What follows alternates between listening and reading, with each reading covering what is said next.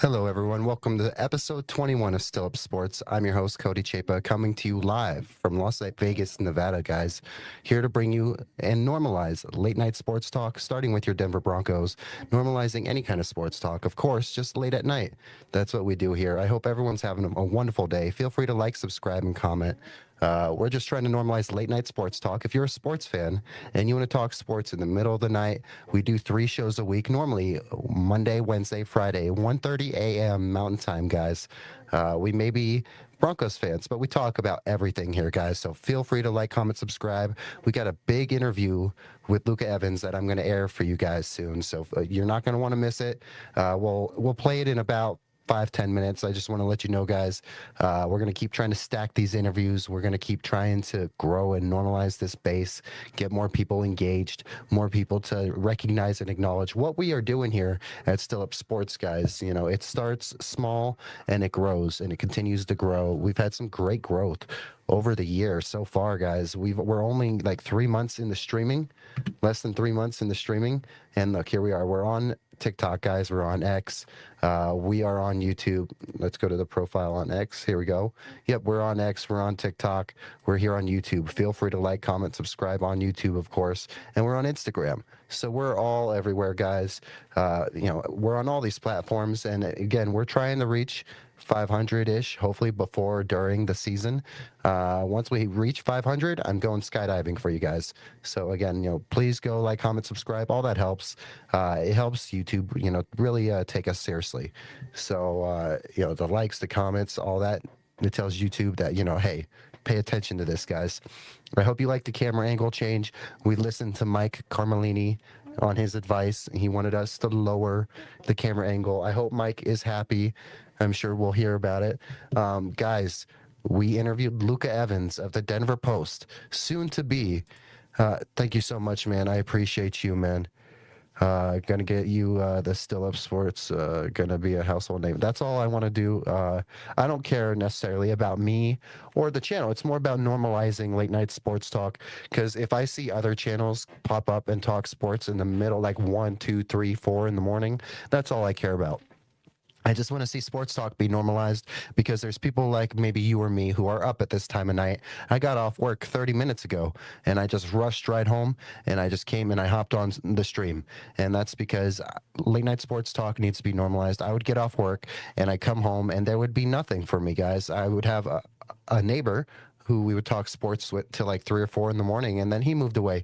So there's no live, engaging late night sports talk. You get reruns from the big networks that sometimes are out of touch with what is really going on in this industry, guys. So while we are small and we are growing every day and learning every day with each stream, each show, we're figuring this out day by day, and it's going very well, guys. I'm very impressed with the personal growth, the channel growth, the growth that has come just because of the viewers like you, and you guys make this possible. So thank you. I hope you guys are having a great day. Lulu Forever Edits. I hope you're having a wonderful day, guys. Again, we're over here. I'm going to air the Luca Evans interview shortly, because Luca Evans, guys, if you don't know, he currently is a Broncos beat writer for the Denver Post. He's been there for about 1.5 years, and he's moving on to the San Francisco Chronicle to go cover, the Golden State Warriors. So he's going from covering the Denver Broncos to covering the Golden State Warriors, and we got Luca for an interview. And I made sure that, yes, I could have asked him a lot of Broncos questions. I asked 3 or 4, maybe 5, but I kept at least half of the questions Luca, focused, because, he spent his time in Denver in the media was short-lived, but made such a big impact. And we're incredibly grateful for Luca for giving us this opportunity to, have this awesome interview with him, to air it on our stream late night first for you guys. So you guys watching, you get to watch it first. After the stream, I'm going to go back. I'm going to put out a bunch of shorts of it. I'm going to post it and stuff like that. But I made sure, and how it's going to continue to always be, is that every single interview, every single guest on this show, if they can't come on late at night right now, we're going to pre-record this stuff, and I will only air it late at night for you guys first. And then after you guys get to watch it live on the late night stream, then we'll air it separately for the people to watch it separately as its own interview. But thank you guys so much for helping me out. Again, we're right here, Still Up Sports. We're on YouTube. We're on TikTok, we're on X, and we're on Instagram, guys. So we continue to grow every day. I hope you guys like, comment, subscribe. And if you got any comments or questions, let me know. I'll answer them as soon as we get back from the Luca Evans interview. Because in about 2-3 minutes, we're going to air it. I'm going to step aside. You guys can watch this. It's 29 minutes. There is a little bit of background noise due to where Luca was, but it's perfectly fine. It's a great interview. I thought it was awesome to really talk to Luca and find out more about the person, even if some of them were just kind of generic questions. I think that it was a great interview, and I loved what we did with that interview, guys.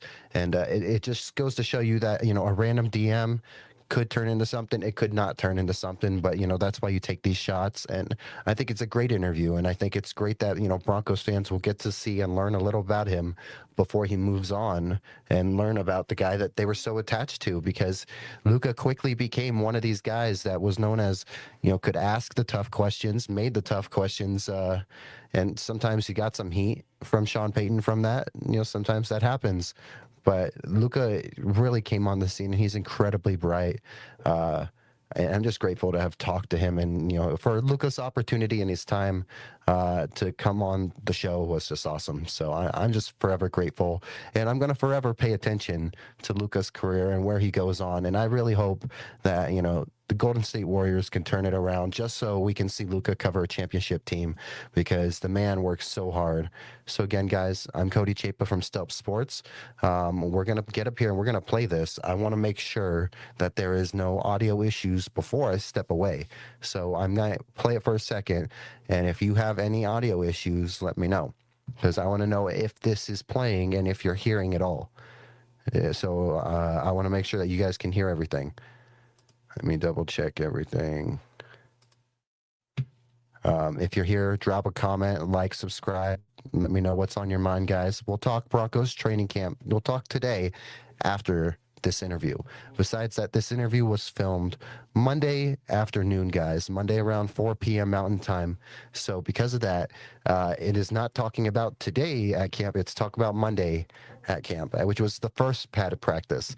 So there was some good stuff to take away from that, as well as a lot of good personal stuff from Luca and all that, guys. So we're going to pull this up, and we'll make sure.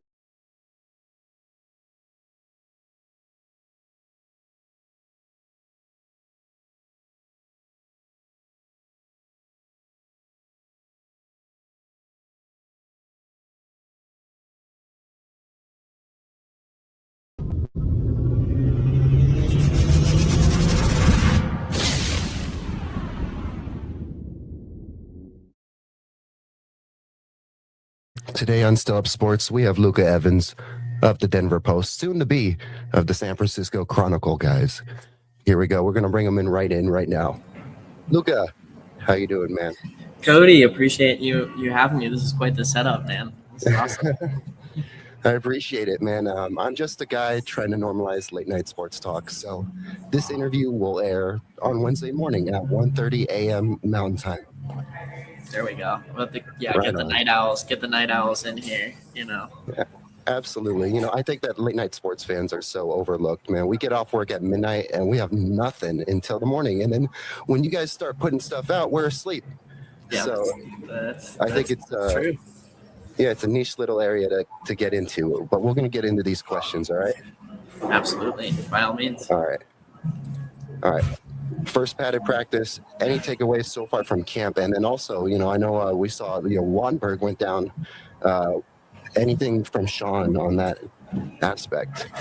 Yeah, absolutely. I haven't heard anything in particular on him. I know he was dealing with something through the summer, so I'm not exactly sure if it's a flare-up of that or something new. It seemed, I didn't see it happen talking to other folks around, it looked just kind of like some kind of a tweak in sort of one-on-one individual drills. Sean Payton said after practice, didn't have a status update, but said he thought Wattenberg would be fine. So we'll see. I didn't feel necessarily a sense of panic, or it didn't look, like a huge thing. So we'll see the next couple of days. I don't want to speak too soon. But in general, yeah, first day of pads, I think the defense always wins around around this time of year. After the offense put together a really strong couple of days, but I really liked what I saw from the edge play, particularly Jonah Ellis is having a really good camp. Interior defensive line, Tyler Nyedem caught my eye a couple of times, and Riley Moss is continues to just make plays throughout camp. Obviously, we'll rarely hear Pat Surtain's name for the majority of August, so Riley Moss is getting the same treatment that NFL offenses beyond the Broncos are taken to him, but he's had a couple nice plays on Jalen Waddle. It was a broken play today, a dead play, but he just physically literally ripped the ball out of Cortland Sutton's hands in a one-on-one rep, deep ball. So that was really impressive. And yeah, just seems that cornerback rotation is going steady. That's awesome to hear. And, maybe Riley has a chip on his shoulder after everything, from last season. Maybe that's playing a factor into it. Yeah, it's interesting. He, I think everyone is aware of his reputation at this point in terms of the penalties and whatnot. But he was able to correct a little bit of that kind of down the stretch of last season. And, as Talanoa Funga said today, that maybe the white corner kind of reputation or stereotype might play into a little bit of the way that he's officiated. I think his athleticism is just supremely underrated, and he's I think the Broncos just know, like, he's going to get burned, right? Like, it's going to happen when you play opposite Pat Surtain, but the mentality he has is perfect for that kind of role. Can he kind of clean up his technique and play with his feet more, as Sean Payton was talking about today? We'll see this year. Absolutely. And, I know you guys, they just let the press get that beautiful tour of the facility. I wanted to know, what are your thoughts on this new facility? Any key takeaways? Maybe something that you would have loved to, be able to enjoy. I know you're leaving soon, but, a lot of these awesome, beat reporters are going to get to enjoy being in this facility for years to come. I want to know your takes on it, and then also your takes on the ownership and everything they have done to, really step up since they've come in, and at least since you've been around in this last year and a half or so. Yeah, unfortunately, I wasn't on the full gamut, new facility tour. I just went out and watched, I think, practice that day. I was like, I'm not gonna, as you pointed, I'm not gonna reap the benefits of this for, but I've certainly still seen the lobby, the overall design, the way that players talk about it, I think is meaningful, and it's just sort of it's a reminder of the standard, the direction that the Walton Partnership ownership group wants to go with the franchise, what they expect. To me, I think I think they've checked and hit so many of the right boxes since they have been in Denver, but I think there's a couple situations that I think will really sort of test, their relationship with the fan base and all the goodwill that they have built up. One certainly is however they handle Jonathan Cooper's situation right now. The legal implications of that. The Broncos so far have taken a very Sean Payton kind of said, or at least put forth, like, it's out of their hands and it's in the NFL's hands, etc. They clearly don't want to go ahead and cut them if there aren't ramifications. And that as a fan, that could matter to you, it could not matter to you. But certainly that I think will be interesting to see how the fan base, how they handle that, how the fan base reacts. And then I think also just uh, there's so much, I think, goodwill, in Denver for them privately financing the stadium itself.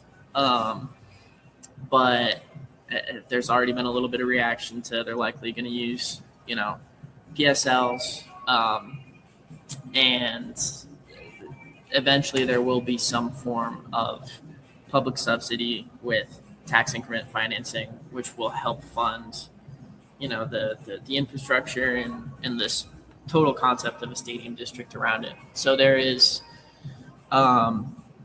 there's a lot to play out, I think, in terms of their view and stance with the fan base. But thus far, especially with the new facility, like you even look at the NFLPA report cards and what players, identified, like the locker room was an F, and now, they've redesigned this facility with a mind to the locker room. So it's a very player-centric organization, I would say, and they've made that clear. Absolutely. I've been nothing but impressed. As a fourth generation Broncos fan, I've been nothing but impressed. I know no one can fill the Pat Bowlen hole, but they've done everything they can to try to, do that and fill the void, especially with every bit of resources that they have. And that's what you'd want from an owner. So I'm very much in agreement with you right there. So this is the next one, a little more personal. Did you always see yourself getting into journalism? Did you ever think you were going to do something else one day? Did you ever want to do something else, or was it always journalism? Was it always sports? Yeah, I mean, I've always wanted to write books, so maybe that'll happen eventually. That's a goal. I grew up like I've loved writing since I was little, and then once I, really got into sports, that just kind of naturally, went along. And my mom's a librarian, so like, wasn't a lot of TV growing up. Like I would always have my nose in a book. And so I just really came to love and appreciate like the craft of writing. And I take a lot of passion and pride in trying to deliver stuff that people like to read, regardless of what kind of story it is. And so, yeah, I think that has carried me through. When I was in high school, my senior year, I unsuccessfully tried to start a school newspaper because we didn't have one, and then got into the college paper when I was a student at Chapman University. So I've always this has always been my dream, and I've always said I'm going to push the cart as far down the line as I possibly can until the industry says no more. So this, I'm very lucky. And especially just being in this job, this market, fan base has been incredible to me and consuming my work. So, yeah, it has always been, if not like a goal, it's always been an idea, and then it morphed into a goal. So yeah, it's very cool. That's pretty cool, man. So here, another one. Favorite memory so far? Maybe you might make a favorite memory before you leave. So if that's ever happened yet. Who knows what some of these guys will do, on the way out? But any favorite memories so far? I think probably, I mean, there's been a lot I think made out of like the some fairly funny moments with Sean Payton at the podium, and that Absolutely. that back and forth, and that's natural. That's part of he'll have that with any reporter on the beat, and that's part of the whole gig. But just in particular, I think stemming from that, I think it was after the Dre Greenlaw, the question I asked him, the downhill thing, which was a poorly phrased question that I still stand by the idea or the sentiment of it. But I was in the locker room after, or maybe a couple days later, and one of the players who know Sean well came up to me, and he was like, "Are you the guy who's always always getting shit, so to speak, from Sean Payton all the time?" And I was like, yeah. that's me. And the player was like, that means he respects you pretty much. And so that was kind of,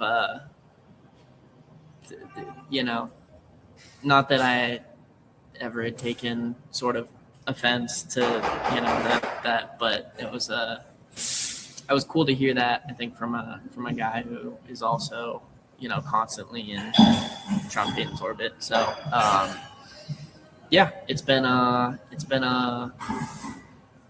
fun couple of years having that dynamic. So to piggyback off that, have you had any lessons that you learned on the beat, or did anyone at the beat when you got there, whether it was, your friend Parker Gabriel or anyone else, did anyone give you some good advice? Yeah, I mean, Parker's been the best colleague and beat partner and mentor that I could ask for, being at the Post, and just his knowledge of the team and the league and the industry and whatnot. I would say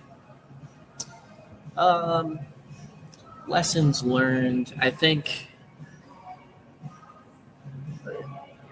mainly just to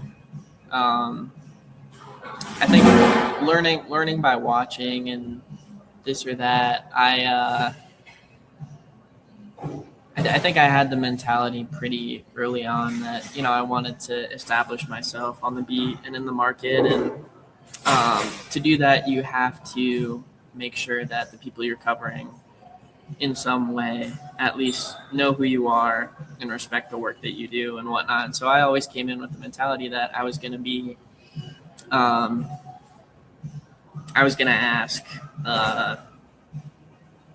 several questions, or be one of the first people to ask Sean Payton or players or coordinators or whomever it was stuff at the podium, and have thought that out and come prepared and whatnot. And I think that was particularly important. I remember, I think it was in camp last year or something. At one point, he got off the podium, Sean did, and walked past, and he was like, "That's it's like 3 questions. That's a lot for a new guy," or something like that. And at that point, I kind of knew that was paying off, because again, the players and the coaches that you cover in whatever way will respond more or have more to divulge if they know who you are and respect your work. I have no idea if if they do respect my work or not, but they know who I am at some level, and that I think is good to build rapport and trust and what have you. So that's what I would say there.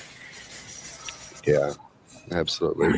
So have you had a favorite player that you've covered this whole time? Has there been one that you've gotten close to, one that maybe has gotten close to you, and that you guys really get along well? Who would that be? That's a good idea. I mean, all right, good question. I mean, I think first thing, professionally,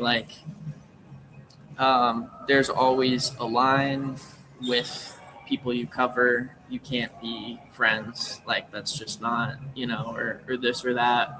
But you do have, guys in the locker room who you do know well, or know better than others, or spend more time talking to, or have more of a rapport with.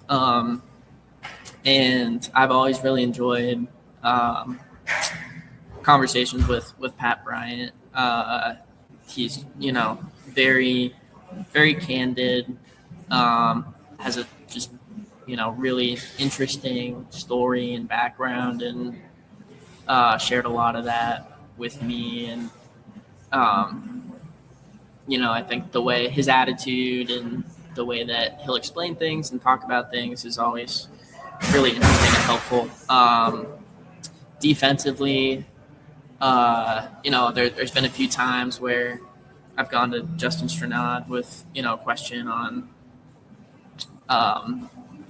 just, shooting the breeze on this thing. Why do people think this thing about, defensively? And he's always forthcoming in that kind of setting. He's a great one too.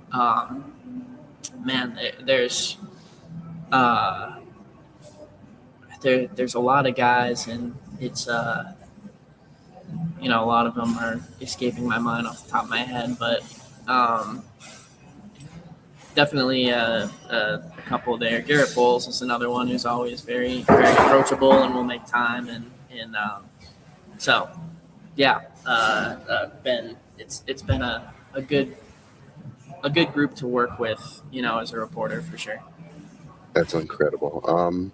So then I wanted to ask because, I could have added Sean Payton questions in here, but I chose not to.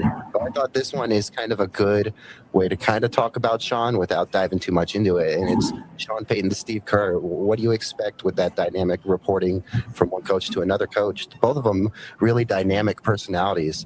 Both of them know what it means to win. Both of them are champions.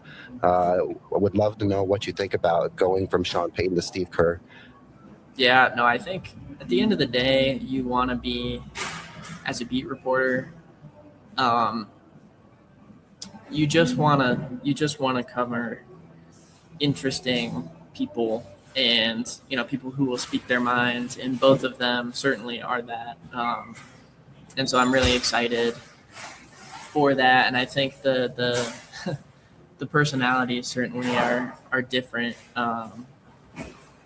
From everything I've heard about, people in the industry, I think Steve Kerr is very forthcoming and a very interesting cover as a reporter.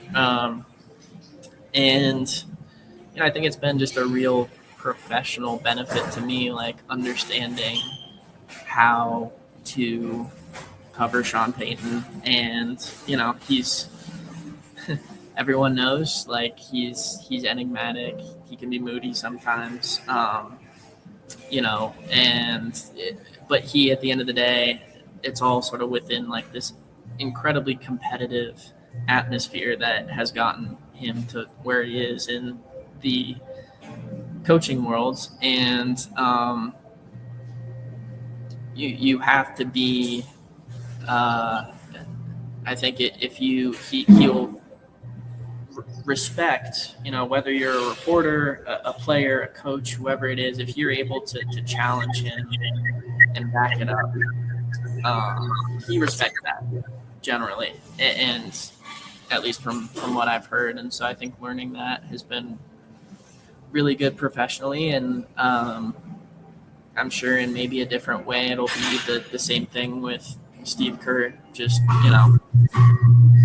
at the end of the day, you mentioned these are guys that have won championships, and it's they've seen a lot in the media space and what have you, and they have relationships and reporters that they trust, and so it takes a lot of work to kind of get to that level. So I think that's a definite professional benefit.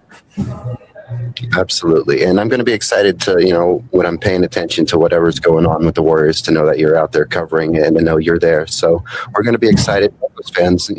We may, obviously lean different ways with the Nuggets, but if the Nuggets are out of it, I'm sure some of us will be just rooting for you because we want to see you go cover another championship team. It feels like this Broncos team is so close to being there. And while Golden State, some may feel like it's on the decline, I think that there's still plenty opportunities for that team to really right back into contention. You have Steph, you still have Clay. It's going to be fun watching you cover that team, Luca. Yeah, I'm excited. No, it's sort of it's a little bit of a completely different storytelling perspective, because here, Denver is building towards something, and I think Golden State is trying to sort of, squeeze the last drops of juice out of the dynasty and whatever that they can there. And so, two completely opposite sort of ends of the spectrum, and I'm excited for that. So we're going to work our way out of sports talk for a second on our way to end this discussion. So this is from my viewer, Martin. He wants to know, what excites Luca the most about moving to the Bay Area besides covering the Warriors? Definitely not the the housing costs. I will tell you that right away. But I've always thought, I grew up in the Bay. I went to high school in San Francisco. I've always thought it's uh, in a lot of ways. I've always thought it's the most beautiful city in the country. I'm naturally biased, but the amount of culture there, and the weather, the vibrancy, and like dynamism of the different neighborhoods in San Francisco and the wider Bay Area, super interesting. Yeah, and I'm just excited to be in that kind of environment again. Denver is such a beautiful place, and I would frankly love to return one day. But it'll be nice to have kind of a different change of pace and different experience. And yeah, I mean, I don't know. I also think the food in San Francisco is in the Bay Area is better than Denver. Again, I'm biased. I don't want to throw an outrageous take out there.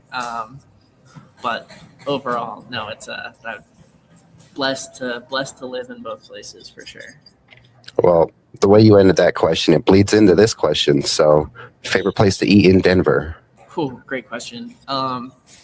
My favorite spot that I went here for lunch on the very first day that I was in Denver, and I intend to do so on the last day. But Steuben's deli, kind of downtown, not downtown, more like uptown-ish area in Denver. Really good cheesesteak, comfort food, but not like a complete dive diner. It's like a really cool mix.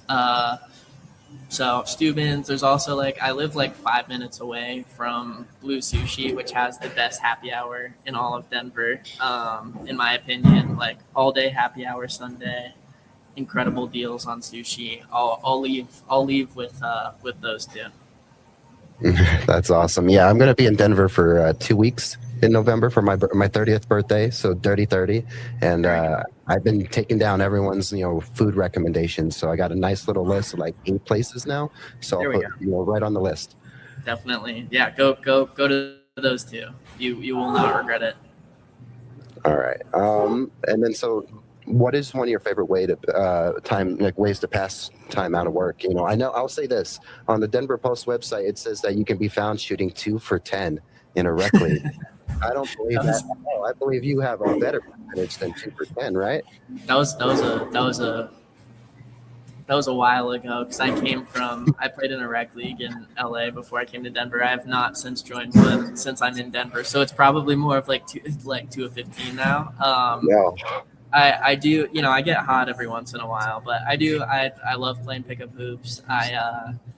I love rock climbing. That's one of my favorite hobbies, indoor rock climbing. And just, I think my hobbies generally kind of depend on the place I'm in, but, I've really enjoyed going on hikes in Denver, and, the occasional little jaunt to Golden for, go to the creek, and,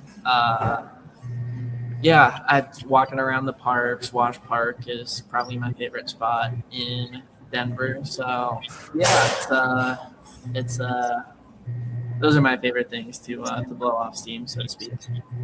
That's awesome. And then one last message to Broncos country. Do you have anything that you would love to say to Broncos country, to the fans that have watched or supported or read your work? Anything Definitely. To say to them? Yeah, I'd just say I said it in a tweet, and I'll say it plenty, but everyone here, I feel like, has accepted me really quickly and kindly into whatever Denver sports media space, and that's been incredibly appreciated. At the end of the day, it's our job to tell stories for people who want to read them, and I think I've just seen so much kindness and appreciation from people that read and consume my work and readers, and that is motivating to me to continue delivering stuff that people want to read. So it's just been such like a blessing. This has been easily the best professional time in my life and personal too.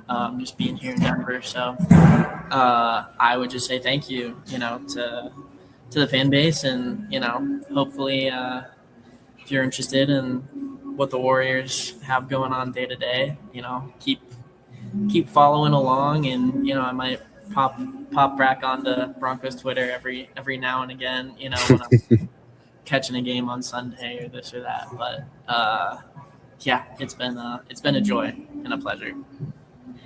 Broncos Twitter is gonna really miss you. I'll miss Broncos Twitter. It's an interesting place. It can be a fun place too. I like to, while it can be interesting, I like to think that that's the best place on Twitter is Broncos Twitter. Not a lot of good places on Twitter, but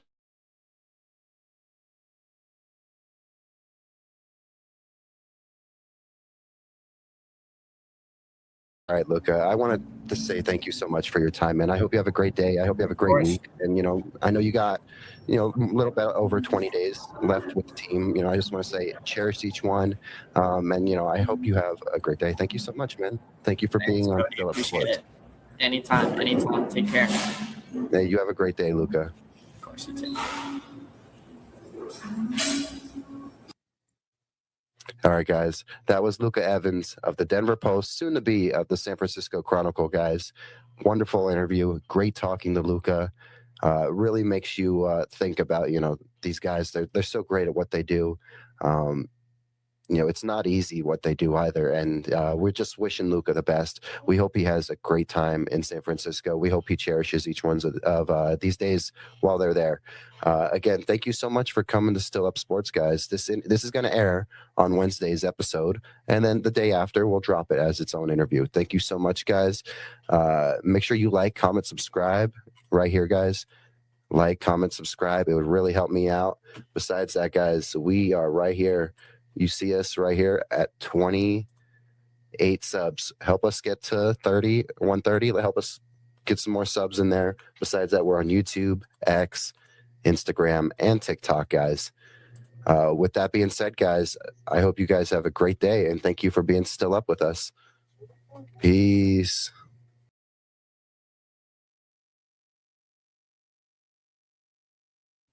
All right, guys. I hope you enjoyed that interview. That was a great interview. I was very nervous in those first few questions. You could tell. I put a lot into those questions, and I had Martin throwing a great question, so that was awesome. Yeah, it was definitely a little nerve-wracking those first 2 or 3 questions, trying to get my footing in there, but I think it went really well. It was great to talk with Luca. We talked Broncos for a little bit, but I think it made more sense to just talk to Luca, get to know a little bit more about him, because in a year and a half, he became one of our favorite beat reporters, guys. He quickly became one of our favorite beat reporters, and I'm truly blessed, for that interview and his time too. Luca, you already know that. I hope you rewatch this. I hope you watch the stream, or you watch the interview when I re-air it. But Luca, I really hope you know that first drink is on me if you're back here in Vegas. Maybe when Summer League comes back next year, maybe I'll go down to Summer League. Maybe, who knows? Maybe they'll send you out here for Summer League. We'll see. But either way, first drink's on me, Luca. You're always welcome back on. I'll take you back on anytime if you just want to talk Broncos. And now that you won't have to be covering the Broncos, maybe you can be a little more spicy with those takes. We know that Broncos Twitter is going to miss you. Let's get a little more spicy with those takes once you leave, right? Guys, if you want to see more interviews like that, I already have a few really good ones up right now. You have Mario Vitanzi, Mile High Mario, great interview. Dak from Broncos Bros, Orange and Blue Network. We have Jay Weaver, Orange and Blue Network. We had a Jay Weaver interview. That was great.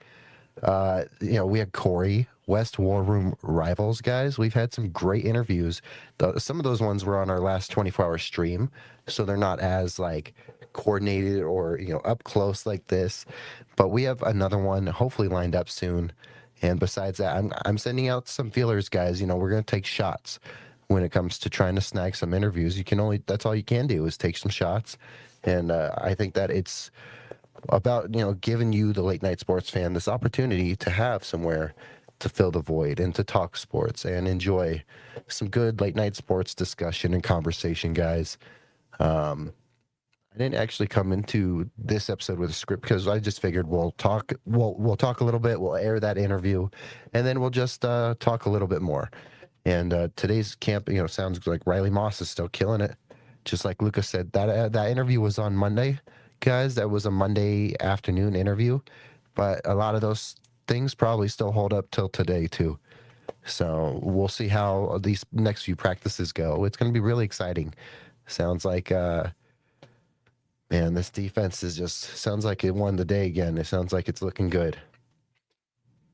And I think, for the record, I'm hearing a lot of people, Jonah Coleman's small. He's not looking good out there. First of all, he is a willing blocker, and it sounds like he is being a willing blocker out there. That's what you want from a rookie. We're high on Jonah Coleman, and not because, we want JK to go down or we're not expecting much from RJ.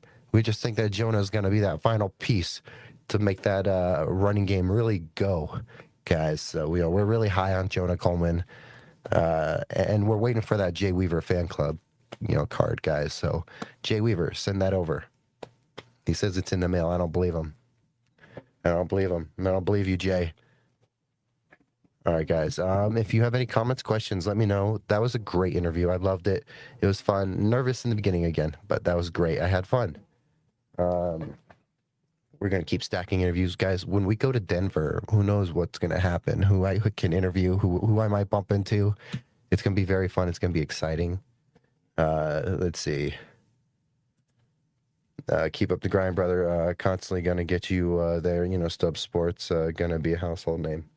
I appreciate that. And that's what we want. We hope that we can do that with Late Night Sports Talk. While I said earlier that, it's not about Still Up itself. It's more about just normalizing late night sports talk so you, the viewer, have someone to talk sports with. But at the same time, I really believe that it's just, again, it's about filling the void in the middle of the night and being there for you.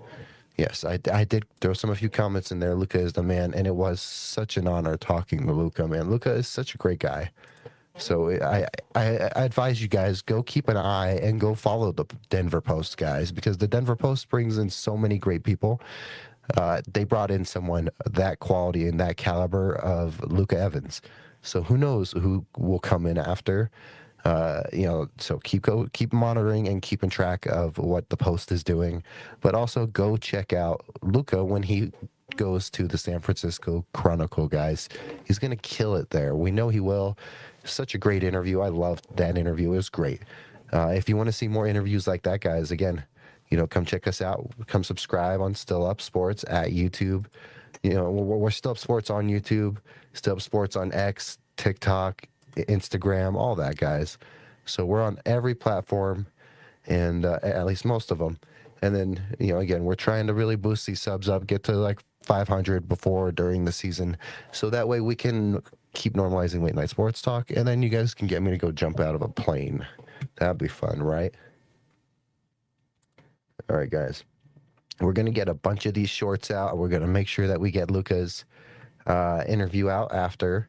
We're going to begin to start locking in on these weekend watch-alongs, guys. Weekend watch-alongs are going to be so fun. This is something I'm excited for because we've done watch-alongs for UFC fights. And while you're here, let's do this. Let's talk Goonsville right now real quick. Because why not? Let's put it over here. Let's move me right here. Yeah. Let's move me right here. You see me rocking the Goonsville, guys. It looks great. This is my, St. Patrick's Day Goonsville. I got this awesome hat right here. Look at that. Kind of matches, honestly. Looks great. Gold on green. Looks great. Go check out some Goonsville, guys. Goonsville's not a paid sponsor. Goonsville's just family. We're all about supporting Goonsville and Petros. Petros kills it, man. Look at all these awesome combos. Look at this catalog, guys. If you're a Buffs fan, if you're a Golden Knights fan, they got you taken care of with that gold and black. fully embroidered, some of the cleanest merch out there, guys. Go check out Goonsville. Goonsville is a friend and family to us. And then they got that 10% off, man. Go check out Goonsville. They're friends and family to us, and we just love to support them. Goons Got Goons is more than just a saying, guys. We really do support each other no matter what we can do. And we're grateful to help out Petros. And we're proud of him for what he's doing, in Boulder with his MBA. Congrats to Petros. We're rooting for you, man. Cheers to you. And yeah, go check out Coonsville, guys. All right. Let me there we are. Hold on. There we go. Hey. So guys, if you're joining me right now, it is currently 2:17 a.m. Mountain Time. We just had a great interview. We can start talking Broncos camp if you guys want to talk camp. There's some good things that did happen. Let me go in here, and we did have some notes. Bo Nix is looking great. Jalen Waddle. And Jalen Waddle was praising Marvin Mims. Jalen Waddle was praising Marvin Mims. That's got me feeling all kinds of ways, guys. I feel like, I was on that whole, Marvin Mims could be an early season trade, candidate, because if he doesn't get the targets, he can be gone. But the way that Jalen is praising him, like, I'm just like, man, I wonder if we're about to extend Marvin. Who knows? I don't know what's going to happen. I would love if that happens, guys. Something else that's fun, guys. Me, Jeff, and Stefan from Superchargers Pod and 401 Jeff Raiders. I call him just Raider Jeff. We are during the season, we're gonna talk once every 2 weeks. Besides the fact that we'll do shows together leading up to our team's matchups, of course. So when the Chargers and the Broncos play, me and Stefan will do a show. When the Chargers and the Raiders play, Stefan and Jeff will do a show. When the Broncos and the Raiders play, me and Jeff will do a show. That's how we'll make that work. Besides the fact that during the season, we're going to do once every 2 weeks. We'll do a little show, talk about the West, but also just kind of like shit talk. That's all we do.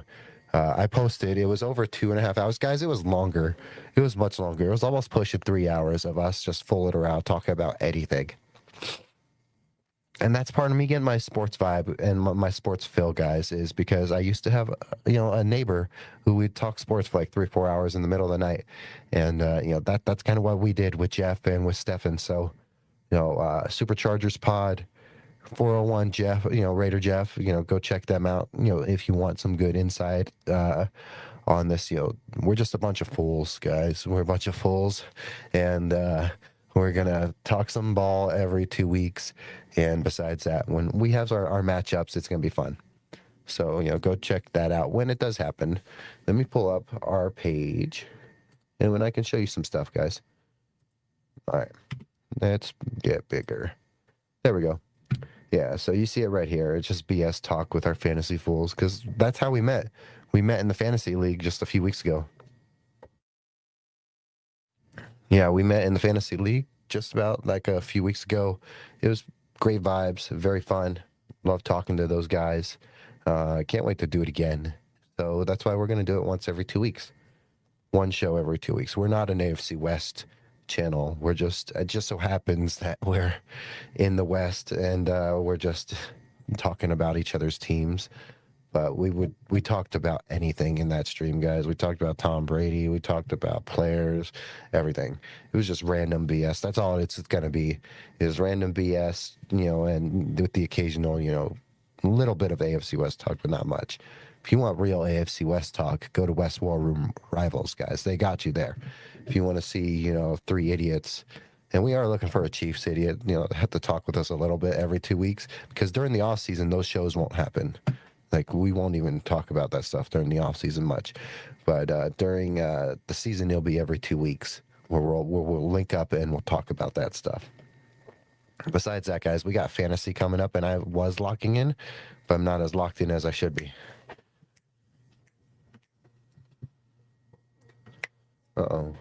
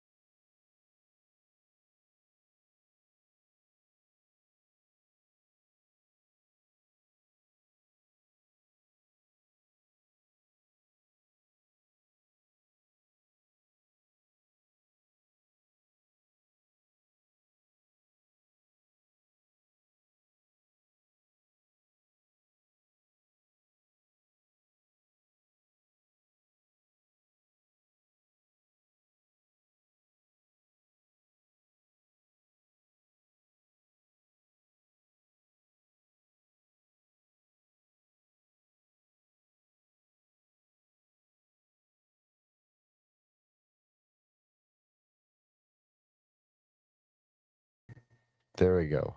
All right. We got the audio fixed. The dog bumped into the cord, so he had his fun right there. All right, guys. Yeah, so if you want to see us talking full around, like here's a little snippet. I don't know if that'll play. But no, yeah, like you'll see us talking. That's all that is just us going for like forever. And a lot of Raiders fans popped up in there, guys. A lot of Raider fans popped in there. That was very fun to talk with those Raider fans. But yeah, you got Jeff, who's very cautious and wise with his age, of course, knowing what is ahead of him as a Raider fan since they were good. He watched the Raiders win Super Bowls, guys. And as he's gotten, older, he's continued to watch this Raider team, you know, be incompetent. And then, but he's continued to, you know, kill it. He's got over 3,000 subs and he's been killing it for years, guys.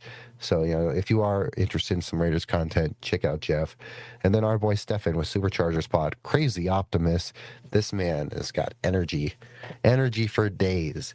And then you got me, my calm, late night, laid back self. But it's a fun vibe. I love talking with these guys. We're just like a bunch of stooges, a bunch of fools just talking. That's going to be once every 2 weeks during the season and then during the off season. Only if we want to talk. Probably not much.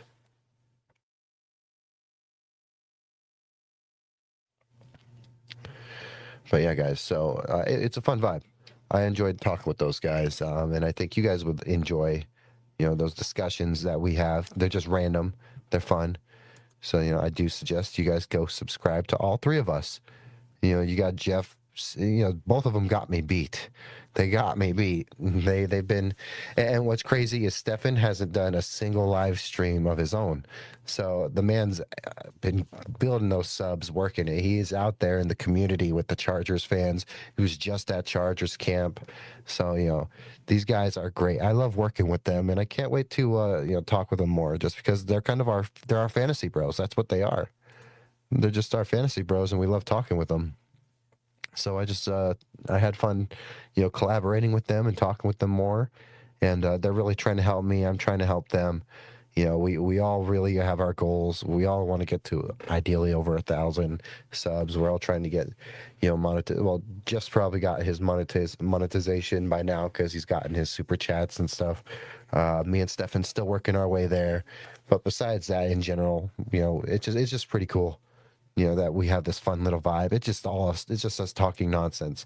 So, that's going to be its own little playlist.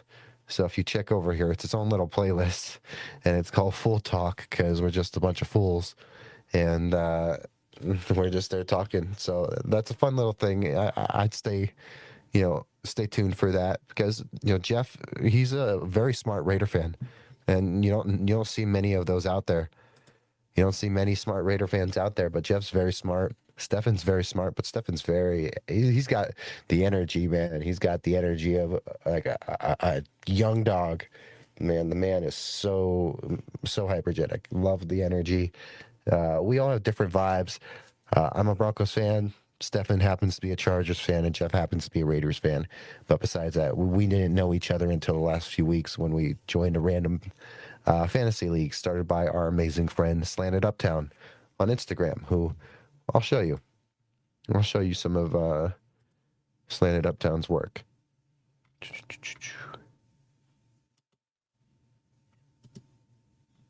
Let me close that. Here you go. There you go. Slanted Uptown. We're in a fantasy league with Slanted Uptown, some Bills creators, some other Chargers creators, Jeff, Stefan. I believe the West War Room Rivals guys are being represented in that league too. So if that's the case, like there's your AFC West powerhouses, guys. It's a crazy fantasy league. It's a snake draft, 16-man league. I'm 13th, so we'll see how this goes. Points per reception, yeah. So if you got any fantasy tips, guys, drop them in the comments. Let me know. But yeah, Slanted Uptown does great work. I love Slanted Uptown. Very supportive, very friendly. We got nothing but love for her and the work she does. And again, guys, we're gonna get these shorts out on all these platforms. all these Luca, shorts and stuff. We're gonna get all these out. It would really help me if you subscribe on YouTube. Help me continue to keep growing every day. That was a great interview. I can't get over myself with this interview, man. It was so great. I was very nervous, guys, in those first few questions. You can hear it.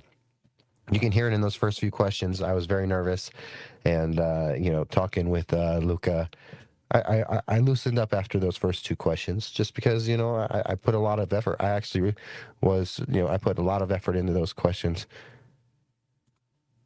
I did again, Cody, but at least I woke up and stayed up this time. Hey, I hope you're having a great morning, Martin. And if you did miss, the interview, I'm going to air it. I'm going to post it literally right after this stream ends. I'm going to go in and I'm going to go post the actual interview, so it'll be there. But yeah, it was great. You could just tell that I was nervous for those first 2 or 3 questions. You can hear it in my voice. But then I loosened up a little after. But we were supposed to do that early in the morning, and then we pushed it back. And I had just worked a lot of overtime too. Like, I just worked 2 days of that I wasn't supposed to work, plus my work week. So I only had yesterday off, and we filmed it yesterday too. So yeah, I'm glad I'll listen to it when you do. Yeah, I'll drop it, and it'll be a good watch. I thought it was a great interview. We're going to get some more people coming, Martin. I got another big one coming, someone that I really look up to. It's a beat reporter, too, another Broncos beat reporter. So I'm glad that you'll listen to it, man. Let me bring this down. It was great. It was really great. Part of me thinks maybe I could re-air it. I could re-air it if you want. Oh yeah, man, he is so excited. You'll see with that. I can always replay it.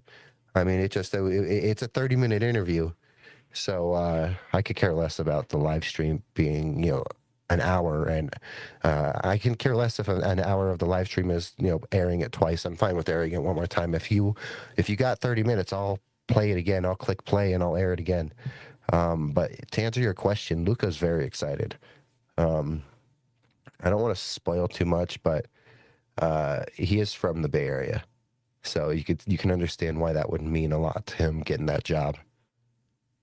And he actually did not mention it in this interview, but he did mention it in Mike and David's interview. But he watched the baseball team there win their championships, and of course seeing the Warriors win their championships. That really meant a lot to him too. That was something from Mike and David's interview on the Believe Network. But in our interview, I made sure to steer away from some of what they did. But he answered your question. Oh, I'll definitely air it if you want it. I'll definitely air it again one more time. I think it's worth airing one more time. I've already got all the shorts made for it, and I have it ready to post too. So I'll air it one more time just for you, because you have a question in there that was in there from you specifically. I did ask him, outside of covering the Warriors, what is most exciting to him? Because in your message on Instagram, I believe you said, let me see. Let's see.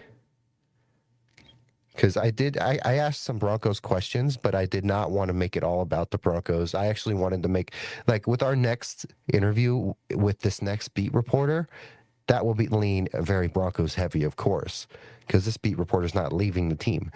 Luca is, so I leaned a little heavy towards Luca questions in the end, just because he's became one of our favorite reporters in less than a year and a half. But I think it was a great interview, and I'll air it again. I'll replay the Luca Evans interview in we'll give it 2 minutes and I'll replay it. But yeah, you asked specifically what excites him the most besides covering the team about moving to the Bay, and he'll answer that. He definitely answers it, and I make sure that that he knew it was from you, and he seemed excited to answer that. So I'm gonna play it. I'll replay it right now if you want. One last time, guys, feel free to like, comment, subscribe. Welcome to Still Up Sports. We're normalizing late night sports talk, one interview at a time, one show at a time. We're going to begin, we're really locking into this whole Monday, Wednesday, Friday, 12:30 a.m. Mountain Time. 1:30 a.m. Mountain Time frame.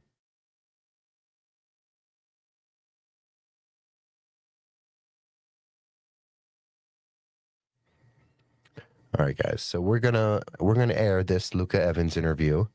Let me pull it back up real quick.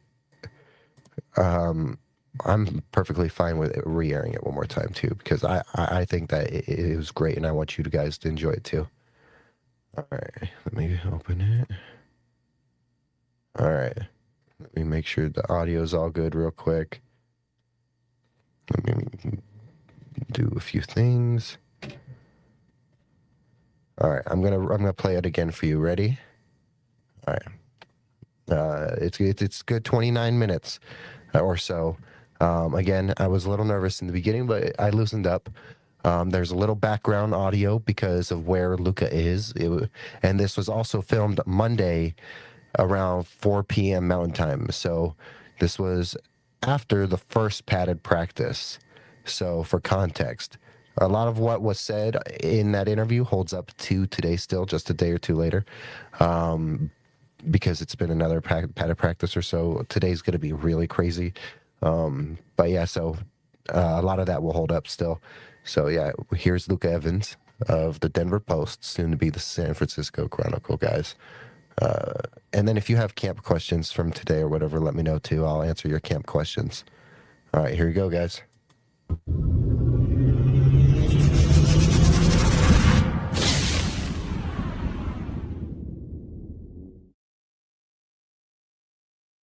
Today on Still Up Sports, we have Luca Evans of the Denver Post, soon to be of the San Francisco Chronicle, guys. Here we go. We're going to bring him in right now. Luca, how you doing, man? Cody, appreciate you having me. This is quite the setup, man. This is awesome. I appreciate it, man. I'm just a guy trying to normalize late night sports talk. So this interview will air on Wednesday morning at 1:30 a.m. Mountain Time. There we go. Get the night owls. Get the night owls in here. Yeah, absolutely. I think that late night sports fans are so overlooked, man. We get off work at midnight and we have nothing until the morning, and then when you guys start putting stuff out, we're asleep. Yeah. So I think it's true. Yeah, it's a niche little area to get into, but we're going to get into these questions, all right? Absolutely, by all means. All right.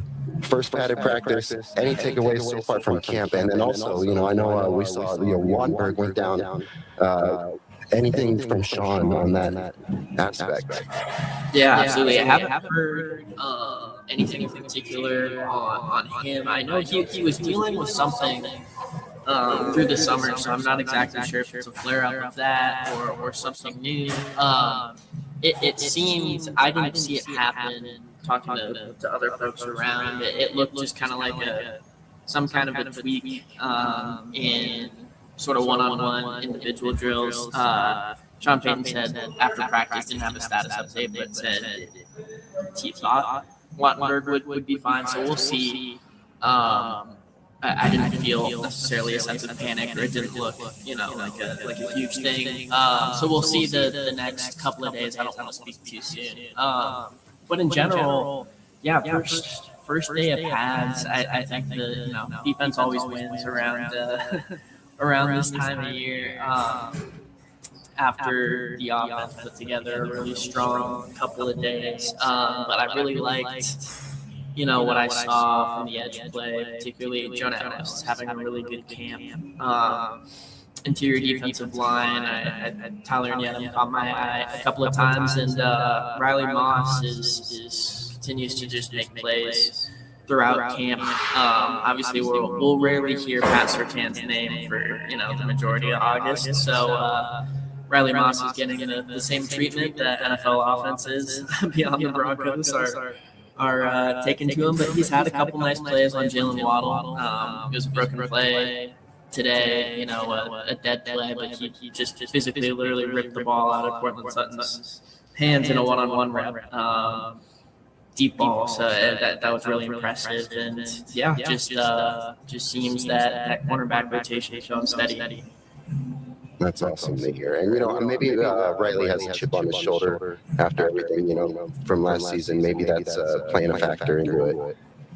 Yeah, it's interesting. I think everyone is aware of his reputation at this point in terms of the penalties and whatnot. But he was able to correct a little bit of that kind of down the stretch of last season, and you know, as Talanoa Funga said today, that maybe the white corner kind of reputation or stereotype might play into a little bit of the way that he's officiated. I think his athleticism is just supremely underrated, and he's I think the Broncos just know, like, he's gonna get burned, right? Like, it's gonna happen when you play opposite Pat Surtain, but the mentality he has is perfect for that kind of role. Can he kind of clean up his technique and play with his feet more, as Sean Payton was talking about today? We'll see this year. Absolutely. And, I know you guys, they just let the press get that beautiful tour of the facility. I wanted to know, what are your thoughts on this new facility? Any key takeaways? Maybe something that you would have loved to, be able to enjoy. I know you're leaving soon, but, a lot of these awesome, beat reporters are going to get to enjoy being in this facility for years to come. I want to know your takes on it, and then also your takes on the ownership and everything they have done to, really step up since they've come in, and at least since you've been around in this last year and a half or so. Yeah, unfortunately, I wasn't on the full gamut, new facility tour. I just went out and watched, I think, practice that day. I was like, I'm not gonna, as you pointed, I'm not gonna reap the benefits of this, but I certainly still seen the lobby, the overall design, the way that players talk about it, I think is meaningful, and it's just sort of it's a reminder of the standard, the direction that the Walton Partnership ownership group wants to go with the franchise, what they expect. To me, I think I think they've checked and hit so many of the right boxes since they have been in Denver, but I think there's a couple situations that I think will really sort of test, their relationship with the fan base and all the goodwill that they have built up. One certainly is however they handle Jonathan Cooper's situation right now. The legal implications of that, the Broncos so far have taken a very, Sean Payton kind of said, or at least put forth, like, it's out of their hands and it's in NFL's hands, etc. They clearly don't want to go ahead and cut them if there are ramifications. And that as a fan, that could matter to you, it could not matter to you, but certainly that I think will be interesting to see how the fan base, how they handle that, how the fan base reacts. And then I think also just there's so much, I think, goodwill, in Denver for them privately financing the stadium itself. But there's already been a little bit of reaction to they're likely going to use, PSLs, and eventually there will be some form of public subsidy with tax increment financing, which will help fund, the infrastructure and this total concept of a stadium district around it. So there is, there's a lot to play out, I think, in terms of their view and stance with the fan base. But thus far, especially with the new facility, like, you even look at the NFLPA report cards and what players, identified, like the locker room was an F, and now, they've redesigned this facility with a mind to the locker room. So it is, it's a very player-centric organization, I would say, and they've made that clear. Absolutely. I've been nothing but impressed. As a fourth generation Broncos fan, I've been nothing but impressed. I know no one can fill the Pat Bowlen hole, but they've done everything they can to try to do that and fill the void, especially with every bit of resources that they have. And that's what you'd want from an owner. So I'm very much in agreement with you right there. So this is the next one, a little more personal. Did you always see yourself getting into journalism? Did you ever think you were going to do something else one day? Did you ever want to do something else, or was it always journalism? Was it always sports?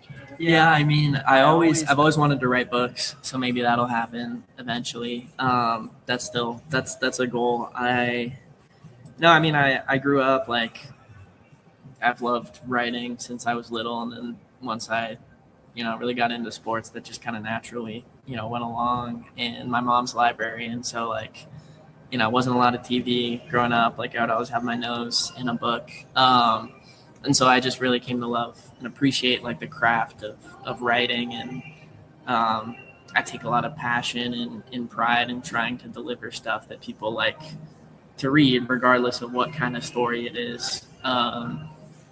And so, yeah, I think that has carried me through. When I was in high school, my senior year, I unsuccessfully tried to start a school newspaper because we didn't have one, and then got into the college paper when I was a student at Chapman University. So I've always this has always been my dream, and I've always said I'm going to push the cart as far down the line as I possibly can until the industry says no more. So this, I'm very lucky. And especially just being in this job, this market, fan base has been incredible to me and consuming my work. So, it has always been, if not like a goal, it's always been an idea, and then it morphed into a goal. So yeah, it's very cool. That's pretty cool, man. So here, another one. Favorite memory so far? Maybe you might make a favorite memory before you leave.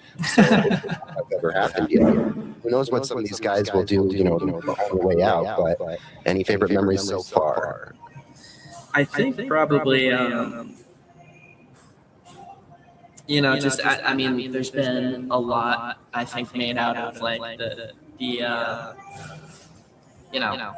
some fairly funny moments with Sean Payton at the podium, and that back and forth, and that's natural. That's part of he'll have that with any reporter on the beat, and that's part of the whole gig. But just in particular, I think stemming from that, I think it was after the Dre Greenlaw, the question I asked him on, the downhill thing, which was a poorly phrased question that I still stand by the idea or the sentiment of it. But I was in the locker room after, or maybe a couple days later, and one of the players who know Sean well came up to me, and he was like, "Are you the guy who's always always getting shit, so to speak, from Sean Payton all the time?" And I was like, yeah, that's me. And the player was like, that means he respects you pretty much. And so that was kind of, not that I ever had taken sort of offense to, that, but it was it was cool to hear that, I think, from a guy who is also, constantly in Sean Payton's orbit. So, it's been a fun couple of years having that dynamic. So to piggyback off that, have you had any lessons that you learned on the beat, or did anyone at the beat when you got there, whether it was, your friend Parker Gabriel or anyone else, did anyone give you some good advice? Yeah, I mean, Parker's been the best colleague and beat partner and mentor that I could ask for, being at the Post, and just his knowledge of the team and the league and the industry and whatnot. I would say lessons learned. I think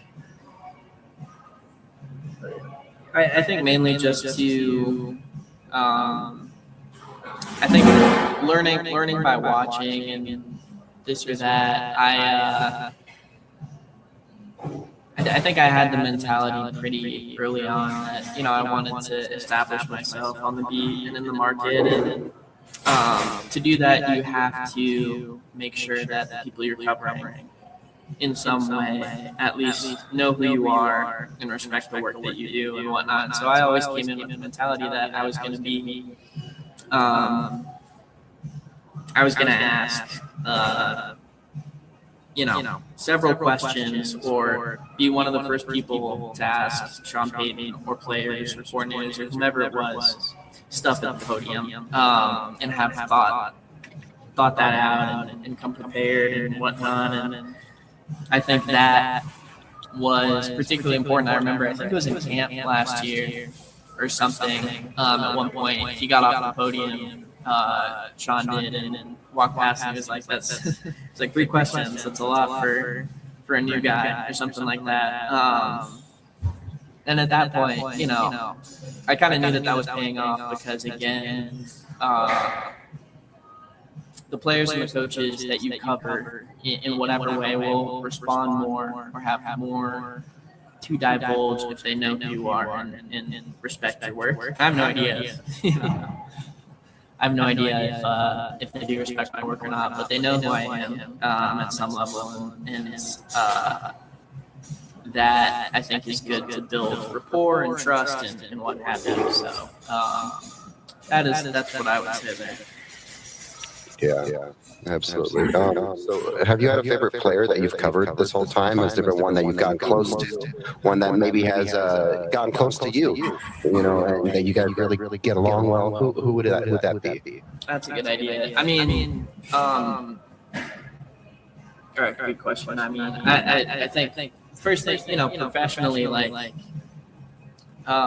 there's always a line with people you cover. You can't be friends, that's just not, or this or that. But you do have, guys in the locker room you do know well or know better than others, or spend more time talking to, or have more of a rapport with. And I've always really enjoyed conversations with Pat Bryant. He's very, very candid. Has a just really interesting story and background, and shared a lot of that with me. And I think the way his attitude and the way that he'll explain things and talk about things is always really interesting and helpful. Defensively, there's been a few times where I've gone to Justin Stranad with a question on just shooting the breeze on this thing. Why do people think this thing about defensively? And he's always forthcoming in that kind of setting. He's a great one too. There's there's a lot of guys, and it's a lot of them are escaping my mind off the top of my head, but definitely a couple there. Garrett Bowles is another one who's always very, very approachable and will make time, and so yeah, Ben, it's been a good group to work with, as a reporter for sure. That's incredible. So then I wanted to ask, because I could have added Sean Payton questions in here, but I chose not to. But I thought this one is kind of a good way to kind of talk about Sean without diving too much into it. And it's Sean Payton to Steve Kerr. What do you expect with that dynamic reporting from one coach to another coach? Both of them really dynamic personalities. Both of them know what it means to win. Both of them are champions. Would love to know what you think about going from Sean Payton to Steve Kerr. Yeah, no, I think at the end of the day, you want to be, as a beat reporter, you just want to cover interesting people, and people who will speak their minds, and both of them certainly are that. And so I'm really excited for that, and I think the personalities certainly are different. From everything I've heard about, people in the industry, I think Steve Kerr is very forthcoming and a very interesting cover as a reporter. And I think it's been just a real professional benefit to me, like understanding how to cover Sean Payton, and he's everyone knows like he's enigmatic. He can be moody sometimes, but he at the end of the day, it's all sort of within like this incredibly competitive atmosphere that has gotten him to where he is in the coaching world, and you have to be. I think if he'll respect, whether you're a reporter, a player, a coach, whoever it is, if you're able to challenge him and back it up, he respects that generally, and at least from what I've heard. And so I think learning that has been really good professionally, and I'm sure in maybe a different way it'll be the same thing with Steve Kerr. Just at the end of the day, you mentioned these are guys that have won championships. It's they've seen a lot in the media space and what have you, and they have relationships and reporters that they trust, and so it takes a lot of work to kind of get to that level. So I think that's a definite professional benefit. Absolutely. And I'm going to be excited to, when I'm paying attention to whatever's going on with the Warriors, to know that you're out there covering it and to know you're there. So we're going to be excited as fans. We may, obviously lean different ways with the Nuggets, but if the Nuggets are out of it, I'm sure some of us will be just rooting for you. We want to see you go cover another championship team. It feels like this Broncos team is so close to being there. And while Golden State, some may feel like it's on the decline, I think that there's still plenty of opportunities for that team to really right back into contention. You have Steph, you still have Clay. It's going to be fun watching you cover that team, Luca. Yeah, I'm excited. No, it's sort of it's a little bit of a completely different storytelling perspective, because here, Denver is building towards something, and I think Golden State is trying to sort of squeeze the last drops of juice out of the dynasty and whatever that they can there. And so two completely opposite sort of ends of the spectrum, and I'm excited for that. So we're going to work our way out of sports talk for a second on our way to end this discussion. So this is from my viewer, Martin. He wants to know, what excites Luca the most about moving to the Bay Area besides covering the Warriors? Definitely not the housing costs. I will tell you that right away. But I've always thought, I grew up in the Bay. I went to high school in San Francisco. I've always thought it's in a lot of ways, I've always thought it's the most beautiful city in the country. I'm naturally biased, but the amount of culture there, and the weather, the vibrancy, and like dynamism of the different neighborhoods in San Francisco and the wider Bay Area is super interesting. And I'm just excited to be in that kind of environment again. Denver is such a beautiful place, and I would frankly love to return one day, but it'll be nice to have kind of a different change of pace and different experience. And I mean, I don't know. I also think the food in San Francisco is in the Bay Area is better than Denver. Again, I'm biased. I don't want to throw an outrageous take out there. But overall, no, it's I'm blessed to live in both places for sure. Well, the way you ended that question, it bleeds into this question. So, favorite place to eat in Denver? Great question. My favorite spot that I went here for lunch on the very first day that I was in Denver, and I intend to do so on the last day. But Steuben's deli, kind of downtown, like, well, not downtown, more like uptownish area in Denver. Really good, really good cheesesteak, comfort food, but like, you know, not like a complete like dive diner. It's like a really cool mix. So Steuben's, there's also like, I live like 5 minutes away from Blue Sushi, which has the best happy hour in all of Denver. In my opinion, like all day happy hour Sunday, incredible deals on sushi. I'll leave with those two. That's awesome. Yeah, I'm going to be in Denver for 2 weeks in November for my 30th birthday, so Dirty 30. And I've been taking down everyone's food recommendations. So I got a nice little list, like 8 places now. So I'll put right on the list.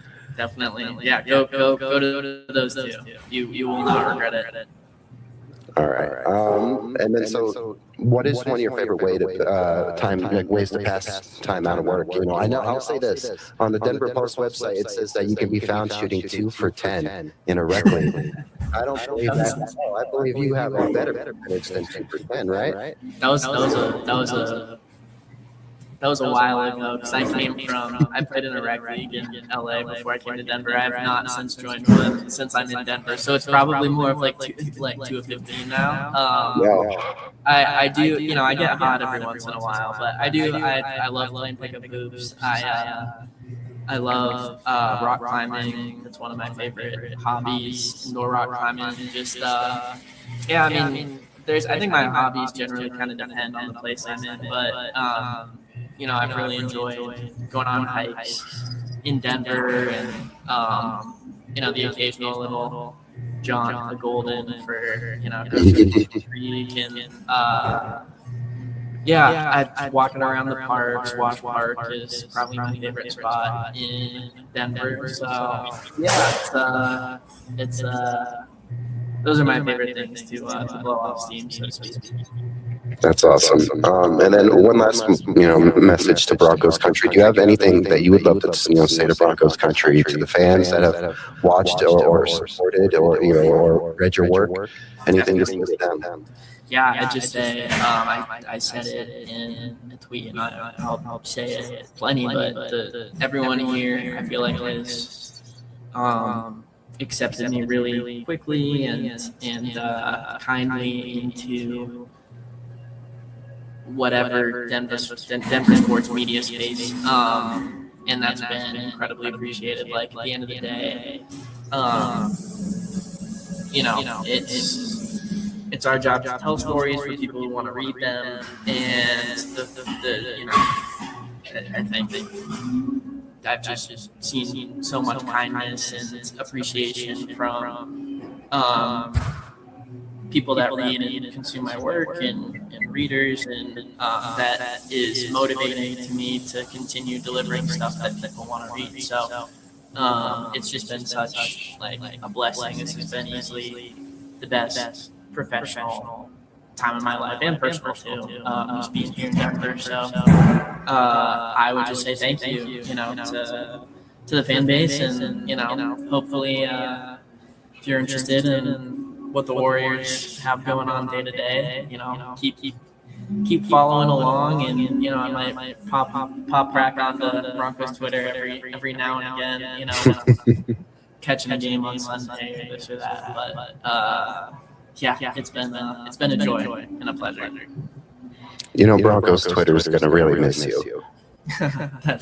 I'll miss Broncos Twitter. It's an interesting place. It can be a fun place too. I like to, while it can be interesting, I like to think that that's the best place on Twitter is Broncos Twitter. Not a lot of good places on Twitter, but it can get pretty dark. So that's why I just lean into the Broncos news, and it's much better. All right, Luca, I wanted to say thank you so much for your time, man. I hope you have a great day. I hope you have a great week. And, I know you got, a little bit over 20 days left with the team. I just want to say cherish each one. And, I hope you have a great day. Thank you so much, man. Thank you for being on Philip Sports. Anytime. Take care. Hey, you have a great day, Luca. Washington.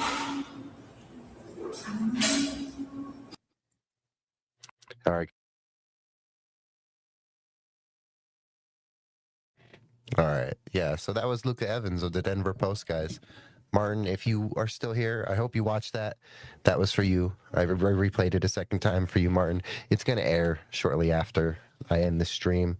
Again, incredibly grateful for Luca and his time, man. It was so cool talking to him. We're going to keep chasing these interviews. I've said it already. Big day at camp today, of course. Yeah, I appreciate it, Martin. I hope you liked the answer to his question. Definitely not the housing cost. I agree with that. But I'm excited for Martin. Martin, I'm excited for Luca. I made sure I wanted to lean more into Luca questions than all Broncos stuff, because like while we dove into a little bit of Monday's practice and stuff, I really wanted to just talk to him about more about himself, because he became a fan favorite, and in such a short time, and no one knew much about him. So now you got to know a little bit about the man that everyone was really excited to look for his work.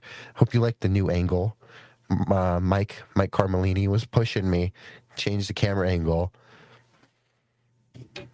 Yep, he is from the Bay, so it explains his excitement. He went to high school there. I love the piece the part where he's talking about how he tried to start a high school newspaper and he couldn't. I've always Here the thing is with me, I never once saw myself getting into Broncos content or sports journalism ever, but I've always watched it since middle school, high school. I had the Broncos app on my phone in middle school and high school. I remember Andrew Mason on the Broncos beat. When he was with the Broncos, like physically. I remember Benjamin Albright. I remember just this last year, Elisa Hernandez. With the Broncos. She moved on and go full time with the Dodgers. It looks like. Congrats to her. I actually DM'd Elisa Hernandez because I loved her work and I would love to talk to her. So maybe we'll have to push more on that one, or we'll see if we can catch her attention. But I continue to send out some messages to get some great people on, and we'll see how it goes. But yeah, no, that's awesome. I would have asked, what about the Bay Area? Are you most excited to get back to? I think he said it most so that it was like it was home. That's where he's from. So that's probably most likely what he was excited to get back to. But I agree with you. Or what took you to Denver? Was it to cover the Broncos? Yeah. Well, I think some people may have known that. I appreciate. Let's see the feedback. Let's see. I like the question about his favorite player, and I really liked his response. It's good advice to you. Yeah, absolutely. And, he did say, Pat Bryant's a great interview. Great, very friendly, Garrett Bowles, Justin Sternad, guys that love to talk and are friendly. So that's awesome. Yeah. I thought it was a great interview, and I loved it. We got another one coming up, which is going to be cool because I was a little nervous going into it, so I may have not written the questions as good as I could have, but it takes practice every step we go, and I think that we're gonna keep killing it. It was fun, and I'm glad that we were able to slip your question in there still, Martin, because he was really just excited about going back home to where he went to high school, and you could tell that you could tell that his favorite activities that he likes to do, he could do out there too. Let's see. The Peyton to Kirk question was great. Thank you. I did my best. I worked on those questions for about a week, and I scribbled some out and rewrote them, and I tried to write them differently. Some of them I thought were one question that I turned into two, so I kind of trimmed them. Again, all the writing here, all the producing, everything, that's all me. So at times it's going to keep getting better, and you'll know that's an aspect I'm going to keep growing in on. But yeah, I thought the Kerr and Peyton question was great too, because both of them are champions. Both of them have won. They know what it's like to win. Both of them have that championship mindset. I think that the Warriors are not down and out. Let's see. One day his moniker will be sports writer and best-selling author Luca. Yeah, and he hopes to write a book. I loved asking him what got him into journalism in general. I did not ask him what got him into the Broncos, but let me respond to that right now. He was with I believe it was the L.A. Times or something. He was with a bigger paper before, and then he moved on, to come cover the Broncos for the Post. And but yeah, no, I think that it was really cool to ask him what made him want to get into journalism, or if he ever did want to get into journalism, because he talked about how he grew up. There wasn't a lot of watching TV. There was just reading books, in his mother's library. And he always has talked about maybe he hopes he can write a book. I want to write a book one day. Also, I fully think that a lot of people could do it. The reason why I want to write a book is because I'm a history nerd, and if anything, if I ever write anything, it might be like an autobiography or something, kind of like how President Grant did. President Grant, he did an autobiography at the end of his life after being swindled out of his life savings. And he wrote an autobiography. Mark Twain would publish it for the president, and that would help basically. And Grant ended up getting diagnosed with throat cancer, so he would sit outside on his patio in his rocking chair, and he'd write 11 pages a day. And he would even describe that, the throat cancer felt like having nails in his throat. And he was saying that, he did that every day, and he sold it and got it published and everything. And he died shortly after that happened. And it made what would be millions of dollars today for his family after he was swindled out of all of his money. So I would love to write an autobiography myself, just because I love President Grant. And I would love to. I think that, a lot of people, everyone has their own side and different stories. This is why I want to do a different channel or show or something where we get these people from these sports worlds to get more vulnerable. Here, it's going to be more sports centric, and we will still get to know them. But one day I would love to have a platform where we can really get to know people who are and more personal. I'm a big fan of Michael Rosenbaum, if you don't know who he is. He's Lex Luthor from Smallville, but he has a podcast where it's called like Inside of You, and he talks to these actors and people from the movie industry and stuff. I love American history. I love American history. I had a British coworker once. He said that American history isn't anything because it's so small.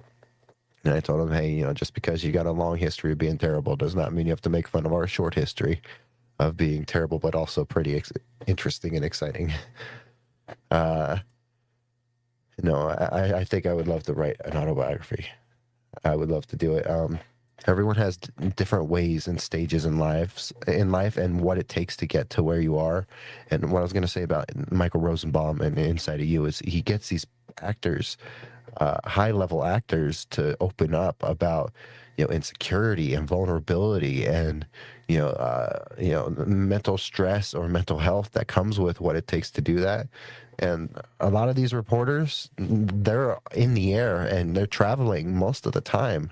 They're spending barely during the season. They're spending so little time with their families and so little time at home. They don't get much time to themselves during the season. So that's why during the off season, when you see these reporters go on a vacation for 2 weeks long or something, that's because they deserve it. And there's so much stress, so much burnout. I'm not even that tapped in as like some of these other beat reporters are who are credentialed. And I feel the burnout just from trying to manage 4 social media pages, trying to get shorts out, trying to get these interviews out, trying to, send these invitations out to other people to come on. I've sent a few invitations out to former players. We'll see. There are a few that I really like and respect I don't know if we'll get responses on that. And I've sent a few responses to some other journalists that I would love to talk to, like Elisa Hernandez, who left the Broncos. She was part of the Broncos social media team for a few years with Eric Delilah. They do Altitude Advantage, the Broncos show with Steve Atwater.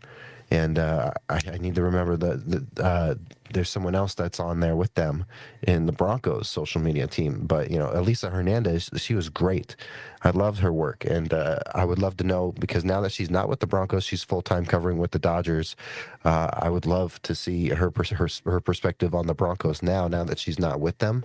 What she thinks about Bo and all that, while also talking to her about her career, because this is a sports channel too, and I want to interview everyone and anyone in sports who has a connection to sports, whether you're a fan, whether you're a player, whether you're a retired player or an athlete, or whether you're a coach or a former coach, whatever it is, whether you're a journalist, whether you're a press reporter or beat reporter, whatever, whether you're just someone who loves the team. I just want to interview people.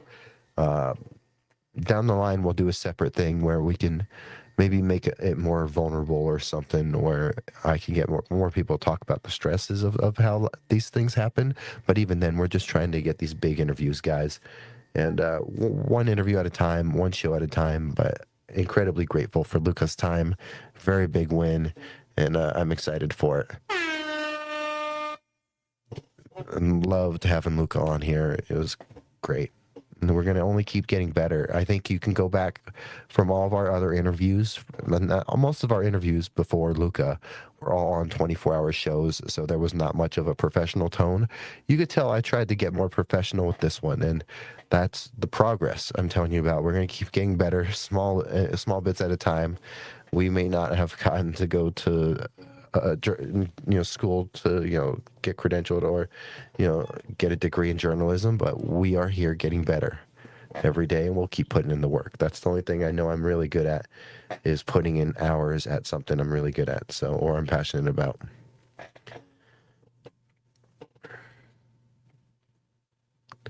But yeah, so if you liked that interview, guys, please do me the favor, go like, comment, subscribe. Subscribe on YouTube. Come check us out on TikTok. I'm getting better at putting the shorts out on TikTok with TikTok's studio. We're on X again, and then again here. We are on YouTube, guys. Then besides that, Instagram. So we're on all kinds of platforms. Always rocking Goonsville. Always rocking the Goonsville, of course, but still. Come check us out. Come subscribe if you're new here and watching after the fact. Yeah, we're just going to stack these interviews. I'm just looking forward to Denver.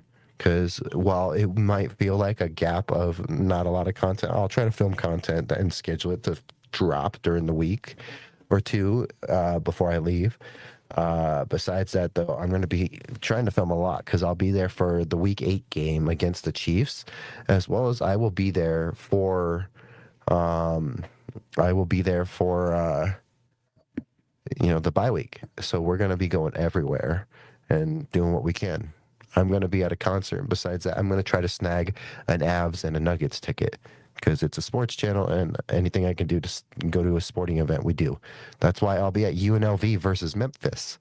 So I want to keep my eye out on UNLV and Memphis. And guys, UNLV is a great team. So don't sleep on UNLV and the Mountain West. Don't sleep on the Mountain West. I was really big on Jalen Catalon last year, safety from UNLV. Small, scrappy, injury-ridden, but man, the guy's very passionate. He didn't get drafted. He didn't even go undrafted. So now he's just living his own. He's doing his own thing. But UNLV has some great guys, and I just think that they've never gotten their attention, but the program's gotten very good the last few years, to where you look at the Mountain West right now, and they're one of the top 2-3 teams in that conference.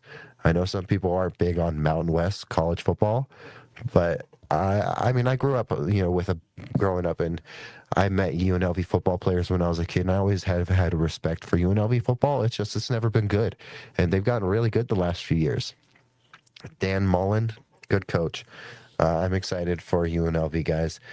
Keep an eye out for UNLV players and Memphis players, and then we're going to go to Denver, of course, and we're going to do what we do there for content. And then after that, we're going to come back and we'll still have Broncos versus Raiders to go to, as well as we'll have UNLV versus Nevada.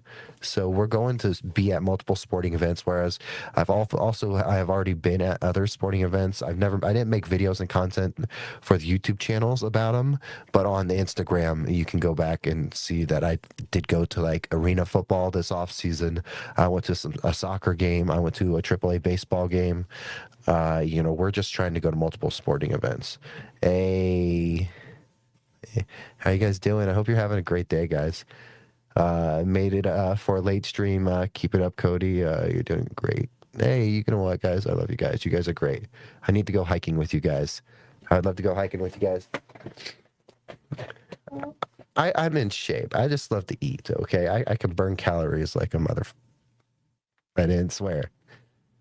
I hope you guys are having a great morning.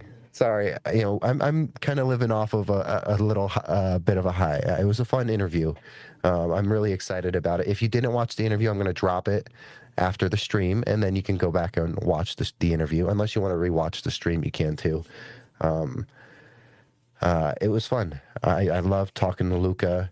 Luca, guys, he's been with the Broncos beat for a year and a half. He's really been known as the guy that has asked some tough questions. He's a young, bright reporter, and I'm truly grateful for him giving me this opportunity and this shot. Because it just goes to show that if you send a DM or a message out, you'll get a response. Maybe you will, maybe you won't. I did this time. I've gotten left on scene multiple times. There's some people that I really love and look up to in this industry, or in like former players or stuff that I know I've sent messages to, and it's been left on scene. And I'm like, okay, maybe later down the line when I earn their respect.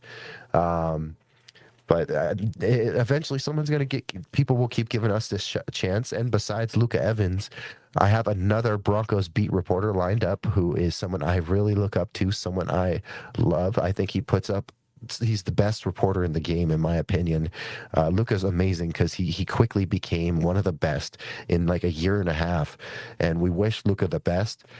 This next interview that we're going to try to line up after training camp is going to be a big one for me, because it's someone that I look up to. But we've taken some shots, and you got to swing and you'll miss. Sometimes you'll swing and you'll land. Yeah, I hope you guys enjoy it. And yeah, again, I want to go hiking with you guys. We'll go hiking or something. Maybe we can see if Adam or I think Joseph lives in Utah, so maybe we go out there. Either way, I would love to go hiking with you guys. I used to go hiking all the time when I lived out in St. George and lived in Hurricane and lived in like Washington. I would always go hiking. And what's great about living in southern Utah is you pick a mile or two in any direction, and you can just walk that way and you're in the desert. So I would just do that, and I would just pick a distance. I've been running. I'm in good shape. I can go hiking. I just want to go hiking. I got an itch, and you guys make me jealous with all these awesome hiking trips. Besides that, I'm locked in for the season. I go on my runs after these streams. I'm going to go on a run after the stream tonight. It's going to be a short one because I want to do some other workouts. We're trying to get in good shape because we're going to run the Colfax 10 next year. And what's cool about the Colfax 10 is you get to run through the Broncos stadium on the field, well, not on the field, but on the side of the field. Let's see. Your runs have been looking great. We're hiking Angels Landing today. See, you guys are literally in St. George. I've been to Zion many times, never have done Angels Landing, and I'm jealous. So you guys, I'm excited for the pictures. You guys have fun. Be safe, please. I know you guys are experienced hikers, of course. You guys get me all jealous. My two favorite hiking content creators out there.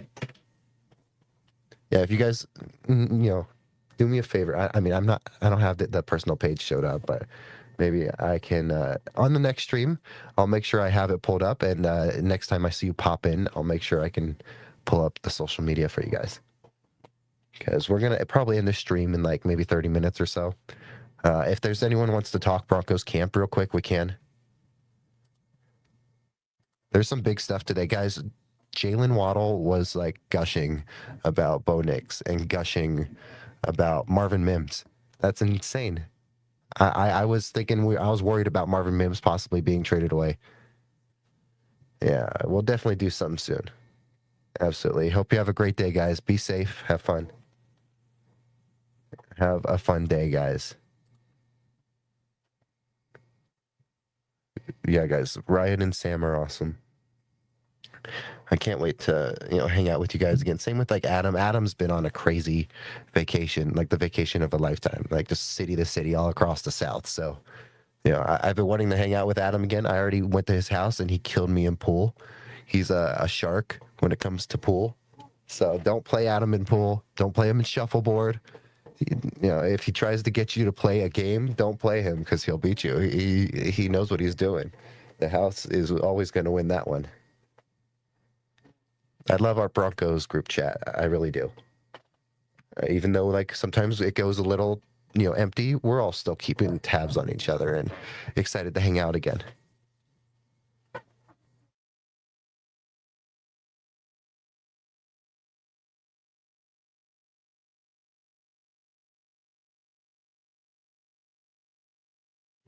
All right, we got the dog. Hold on. We got the dog. He's getting old. He tried to jump on the lap, and he missed my lap. But there he is. We got the dog. We are dog friendly. We are pet friendly. That's something I can't wait to do one day when we do get monetizes, because we look up Degrassi and Brandon Perna for the charitable stuff they do, and we want to do charitable stuff too. Hopefully with animals, right, buddy? This is Reedus. He's named after Norman Reedus. Daryl Dixon from The Walking Dead specifically, as he sticks his tongue out at you. Yeah. Silly boy. But no, yeah, guys, other stuff about camp. Wattenberg went down. Seems like he's going to be fine. Benito went down. Sounds like he'll be fine. Let me show you something. Where is it? Where did I put it? Yeah. Man, I got me. Everyone knows, I'm a big DNVR guy. I'm a DNVR diehard, of course. And every time you renew your membership or you get a diehard membership, they give you a free shirt. And look at the shirt I went with. Nick Benito.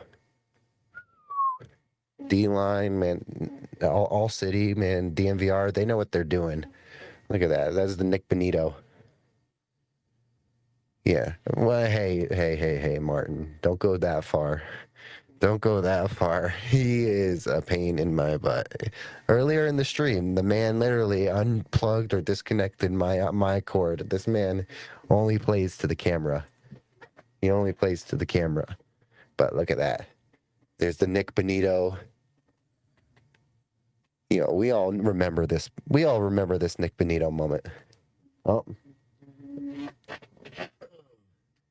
And now we got a cat. So we're going to show off the cat now. He loves his dad. He loves his father. He loves his father.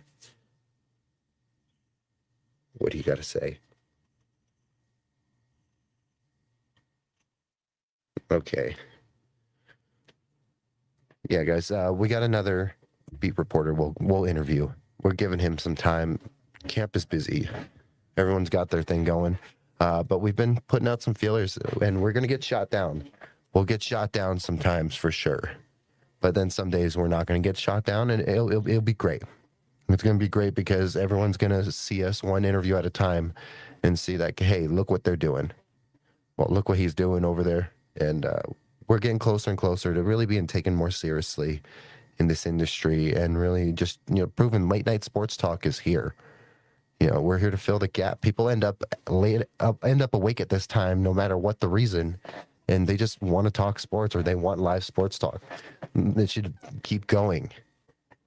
I've said it before. We've talked about CNN. When it first was made, it was all about filling the gap 24/7, guys, 24/7. I got crazy hair. I need to go get a haircut. We don't care. We're gonna go on a run soon anyway, so.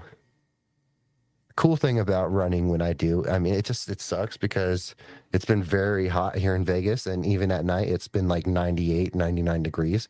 It's 94 degrees right now, and it's 2:30 a.m. my time. It's 3:30 a.m. Mountain time.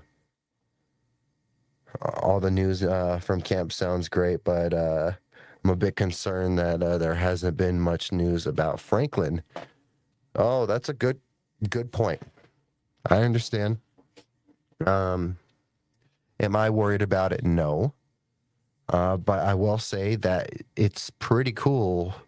Like I'm excited for Franklin. I think he's gotten better each year. He has done what Bo Nix has done. Steady growth each year, and progressive growth. Yeah, he had some drops last year, and not everyone, some guys did not have drops, but a lot of the team had drops. They made some moves to address the drops. I think that, Bo Nix was like literally 70 yards or something like that away from 4,000 passing yards. So this is why I think no matter what, take away the drops, and then you add a Jalen Waddle. I think no matter what, Bo is pushing like 46, 4,800 yards. I don't care if I seem like the guy up late at night. That's crazy. I think Bo Nix I'm going to say it now so I can be right. And when it happens, everyone else can be wrong. If not, I will be that crazy guy that made that prediction. I'll do it. In terms of Franklin, I've already stated it before.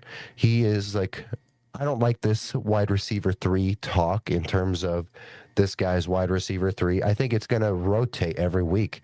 Same with wide receiver 1 is not Waddle.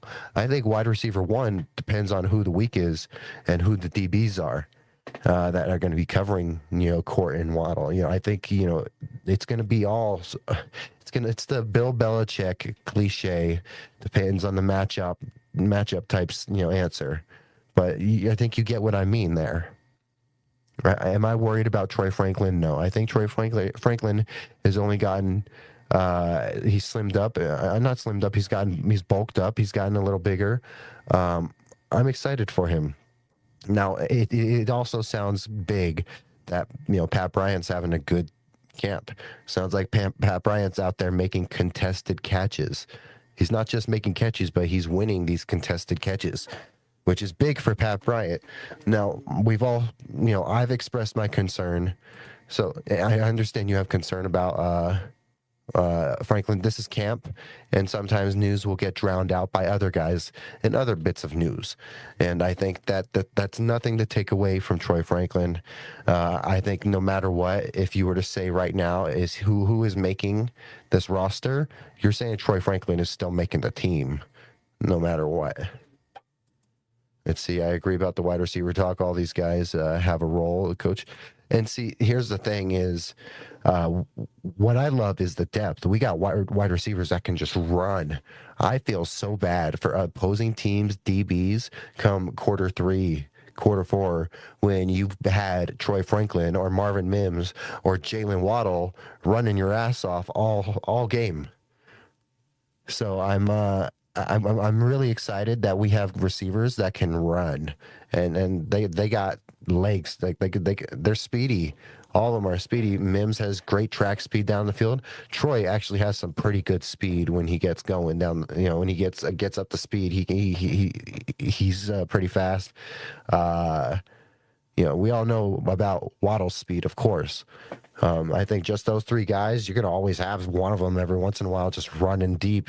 Between those 3, you can guarantee there's going to be someone running a deep route often. So there's going to be some DBs that are going to be tired and running and getting tired. And we got so many of them. And I love the yards after catch capability with these wide receivers, guys. Especially this year, because if they don't drop the ball, go back and look at some of those drops last year. A lot of them, if they don't drop the ball, there was yards after the catch opportunities with a lot of those, or touchdowns with some of them too. So when we look at like Bo Nix's touchdown and yard totals, some of that definitely depended on some of those drops for sure. I'm not trying to pigeonhole anyone into wide receiver 3 at all. And I'm not trying to pigeonhole Jonah Coleman into running back one. All I'm saying is no matter how Jonah looks at first, I think it makes sense to run him a little bit early and workload JK and keep him around. I think it would be great if JK plays longer and is healthier. And I think that maybe you get that by workloading him and running the rookie a little earlier and lean a little more on him and RJ a little bit at times, and still run JK when you need him. Let's see. I also agree about Franklin is a lock to make the team. Gage from Broncos Syndicate thinks he's a cut candidate, but I disagree. I love Broncos Syndicate, and I love Gage too. And that's what I love about Broncos country.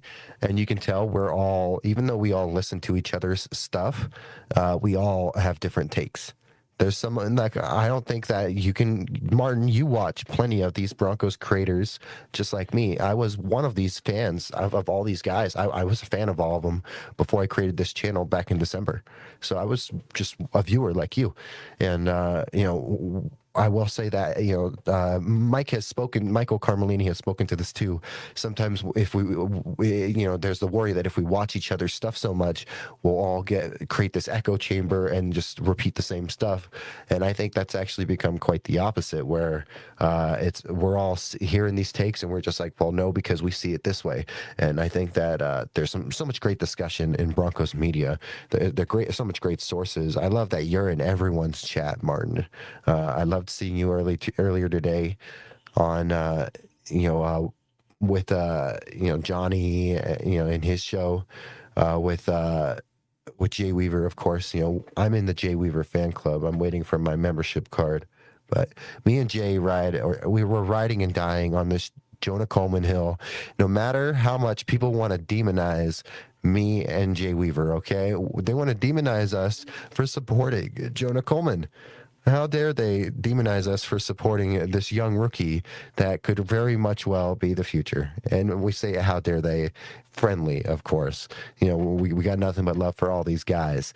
But my point is that we're allowed to be excited for Jonah Coleman without necessarily saying we are hoping or expecting an injury from JK. It just, history shows that. So how can we just say and just expect something that's never happened?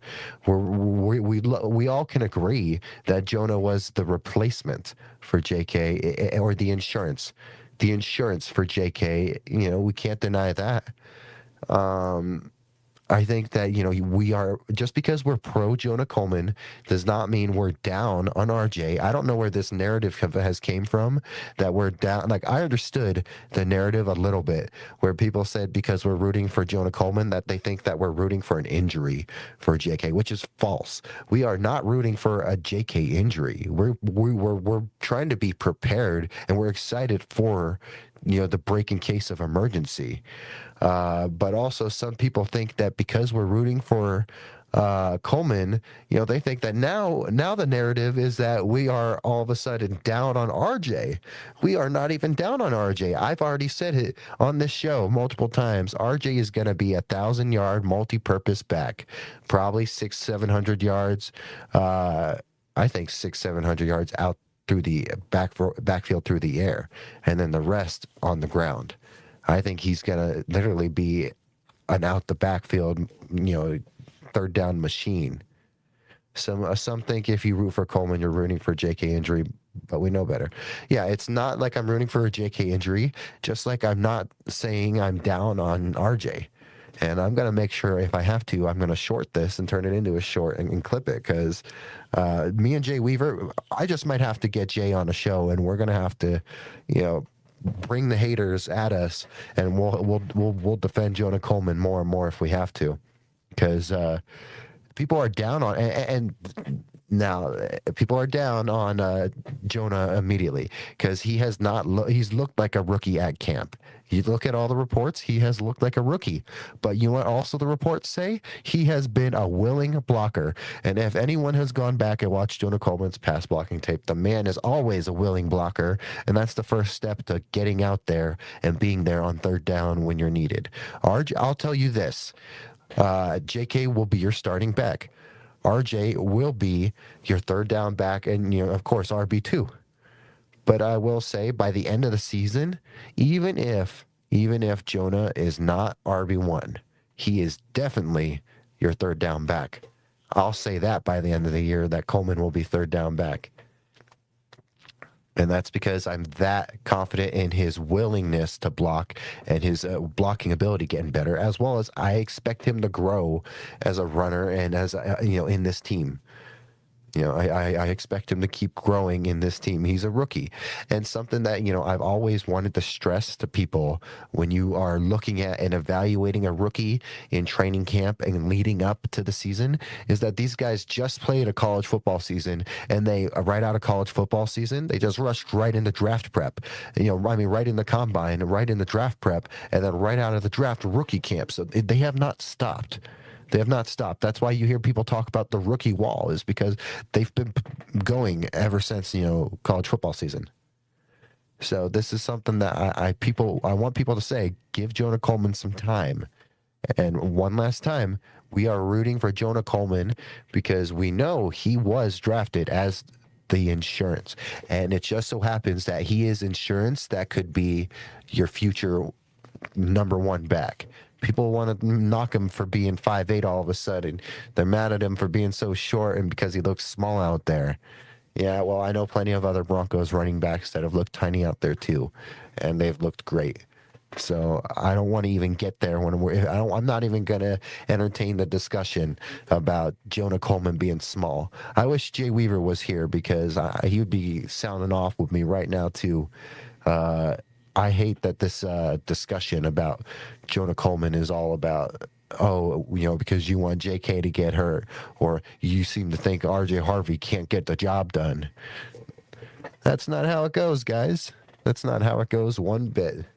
That's not it one bit. We love the insurance that he brings, and it just so happens he has such high levels of potential that we're excited for that. And we're excited for Jonah because he's a great person.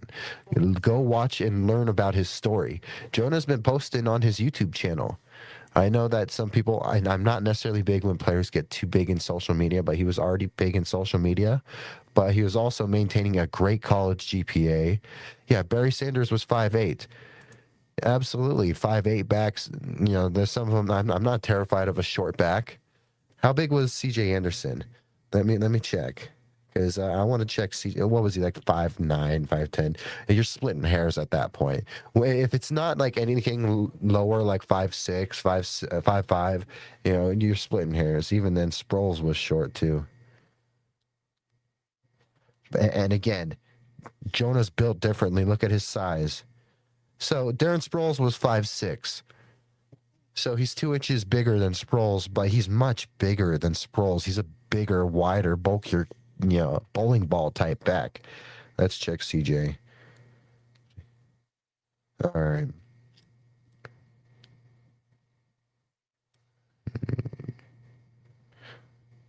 All right. CJ Anderson, 5'8". There you go. 5'8", 225. Does that sound like Jonah Coleman? Let's check. Now, obviously, that weight could have been throughout the career at any point for CJ. CJ, obviously, at times looked pretty thick. We all know that C.J. Anderson was a little thick. And in a good way, too. We loved seeing him just bowl right through guys. He had the weight to back up that first impact, that first bit of collision that you get, that first point of contact.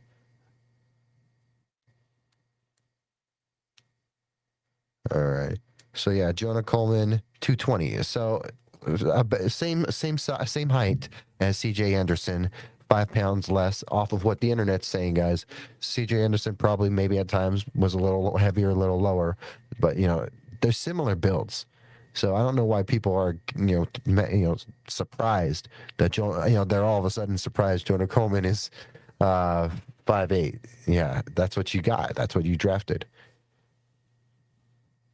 You have other backs on this team too. Do I think that so 2 positions on this team, maybe even 3, I would say that I think that I love the depth all on this team, but there's three of them, like whether it's safety, whether it's inside linebacker, or whether it's running back. If you lose a starter or two starters in that same room, you're going to have worries. And that's something that's, common for most teams in this league is, if they lose that many guys in one room, it's going to get weak in that room. So it's impossible to be crazy deep in these position groups. But there is worry about the depth at inside backer and at running back if something were to happen to let's say something happens to JK, and then knock on wood, something happens to Jonah or something happens to RJ, and you're stuck with RJ and Bidet and Jaleel, or you're stuck with Jonah and Bidet and Jaleel. So, the same thing with the safety room. Let's say you lose, BJ, and you're up to Devon Key, and Huafunga goes down. Then that safety room's terrifying. We're calling Justin Simmons as the next Shiloh Ko. Devin Bush. That's someone I would love to talk about and talk to is Shiloh Ko. That would be a fun Bronco to find because the man came right on to the season in 2015 during the back end of the season, I believe, and provided some solid backup safety, support and special teams role. Anyone remembers Shiloh Ko? Maybe that one might be someone I should try to reach out to, find him. It'd be great to talk to some of these guys. I've DM'd some people. We'll see if we can make some more cool stuff work. It's more about we'll get this Luca interview out in the next few weeks. We'll film this next interview with this next beat reporter. I want to get more of my fellow creators on as well. I want to have more of my fellow creators on from across the online spectrum and keep these interviews rolling and going every week. I think that's the point, is just we got to keep going and keep this consistency going and keep building, guys. Yeah, if you're joining right now, it is 3:44 a.m. Mountain Time, guys. Hope you're having a wonderful morning. Welcome to Still Up Sports. My name is Cody Chapa, your host. Feel free to like, comment, subscribe. We just aired the Luca Evans interview for the second time. We'll post it and get it out later. We got Martin in the chat. Much love to Martin, always being here, man. Martin, I appreciate you. Again, I say it often on the chat, but I appreciate you. You're one of my I can say that you're my most loyal subscriber just due to the fact that you pop up in as many streams as you can. And I don't know what time zone you're in. If you want to tell me your time zone, you don't have to tell me where you live. Just tell us, what time zone you're in so I can understand where you're at with the time. But I appreciate you staying up or popping up at this late time. I understand that in this early bit of the channel's existence, it's going to take some of these daytime people to become night owls or stay a little later. We continue to grow, and one day we'll be at a point where super chats will be flowing, and chats will be flowing. We'll be just struggling to control chats, and what a blessing it is to get a headache from something from a position that you wanted to be in. And that's why at times when I talk about the stress with this channel, specific time. Pacific time. Okay, cool. So we're on the same time zone. Yeah, we're in the same time zone. I'm here in Vegas, of course. Living here in Raiders territory, of course, but it was Broncos country before the Raiders ever came here. Yeah, see, and I will say that, so those 24-hour streams were fun, and they really helped us grow our, because when we first started our 24-hour streams, we were in, I believe, the 60s, and we're all the way up at 128, which is incredible. So that's awesome. We're at 128 now. But when we first started doing 24-hour streams, and we only did 4, we would have almost done 6 if I didn't break it up that way. And I'm glad that I broke that up, because that was a lot. But the 24-hour streams were great because we got to have so many cool discussions with so many cool people, as well as we got to have new people join in, because Martin, you joined on in this last month or two, I believe, this last month or so, whereas I've only been streaming for almost 3 months. We've had so much growth, so many cool interviews with those 24-hour streams, and those 24-hour streams helped with really, when you set those goals and growing it and hitting what we wanted to do. I live about an hour from Oakland. Oh, nice. That's got to be fun. It's got to be fun. The closest I've came up to that area in California, and my mother, she's from Oxnard, in California, outside of LA, so she's from Southern California, where the Raiders hold their training camps or have held their training camps. I think the Cowboys go there now to Oxnard, but yeah, my mother, she is from Southern California, but the closest I've been to Oakland area is when I went to Stockton once. Yeah, I know, right? I went to Stockton. I know something about living in the middle of Raider Nation. Yep. Half my friends are Raider fans, other half are Niner fans. Bang, bang, Niner gang. I hope you're excited. So I was talking about it earlier, Martin. Let me show you. Let me pull this up. All right. So on the personal channel, I did start a playlist. It's called Full Talk. But during the season, once every 2 weeks, I will have Stefan from Superchargers Pod and 401 Raider Jeff. I think you remember, that discussion we had. I uploaded it. I had to trim that thing because it was almost 3 hours long, and some of that was not necessary. So it's almost it's over 2 hours long, 2.5 hours long, but it's just us talking. And it's random. So even though it's not like an AFC West channel, it's more ironic that we are all AFC West channels. But every 2 weeks, so it's bi-weekly, there'll be one show, and it's not going to be a separate page or a separate channel. It's just going to be us. We'll do the collaborating thing and connect all the channels together, so you can choose whose show you want to be in, whose chat you want to be in, and either way, the chats will all pop up at the same time. Jeff has a lot of experience. He's been covering the Raiders since the Raiders won Super Bowls.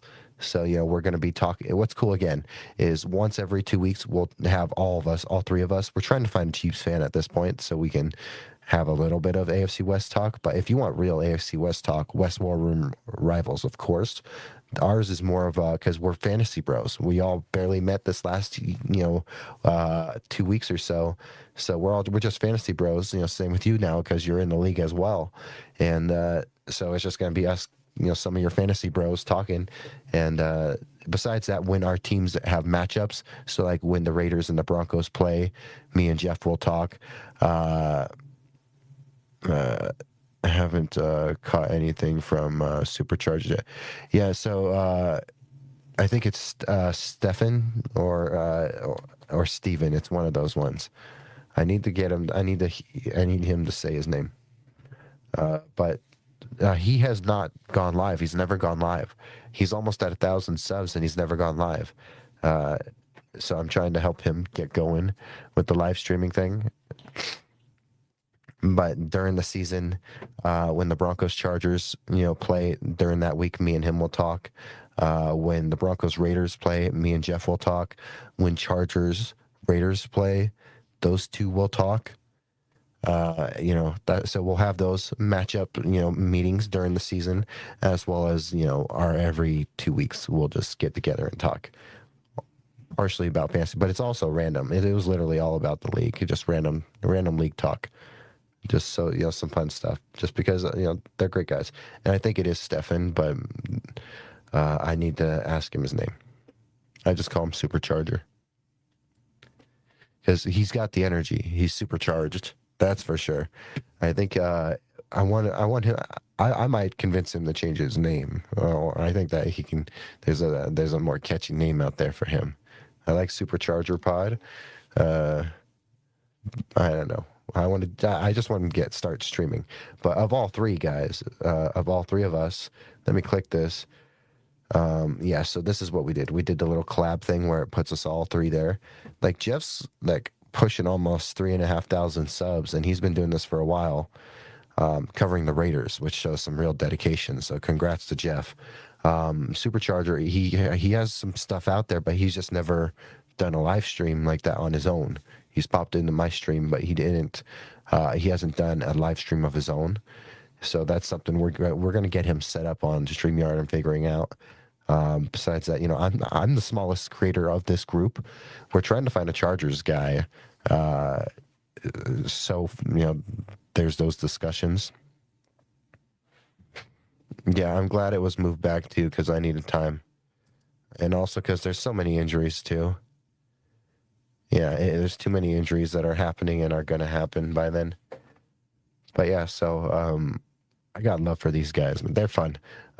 Jeff comes off like a cranky grandpa because he can't handle what the Raiders are doing. Superchargers Pod comes off as like the energetic teenager who's just so excited but also so naive because we know the Chargers. This is what you'll expect is us bagging on each other's team, and we don't hate each other for it. We just welcome it, and we welcome the next insult. We're just a bunch of fools, so it's gonna be fun just having us banter. That's what it's gonna be more about. So that's why it's not in the interview category. Whereas Luca, when I drop the Luca video, it's gonna be in the Still Up Sports interviews right here. So it'll be right there after Dak's interview. And we're working on more. I want to get some more people in. I might just try to see if I can get some people to pre-record. Besides that, I'm going to keep trying to chase interviews. It's going to be fun. We'll probably end the stream in about maybe 7-10 minutes, guys. Again, camp updates. Defense is looking great. Camp's looking explosive, man. This is a different looking team, man. Everyone's saying the vibe's different. I think it is too. I think this is the year, guys. I know that we don't say that all the time. That's what Raider fans say, is that this is their year. But it does feel like it's our year. It is year of the horse, guys. Don't forget that. It is year of the horse. Yeah, guys, do me a favor real quick. And come subscribe here on YouTube. Help me reach 130. We're trying to normalize late night sports talk. We just had Luca Evans out on the show, and I'm going to have his interview out soon. Besides that, guys, we're going to be continuing and keep stacking these things. Yep, we got the cat. No more 24-hour streams probably till the next off season, or unless I get bored and want to do something else.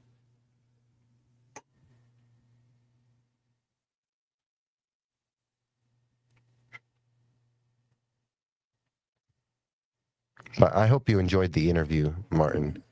When we get closer to this next interview, I'll let you guys know who it is, and I'll ask for questions again.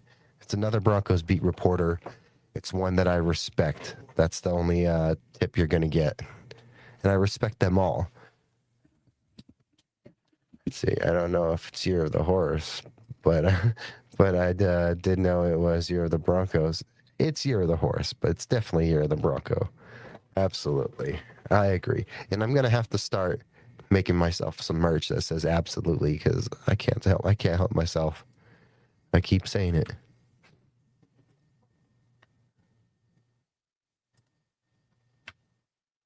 It was a great show, guys.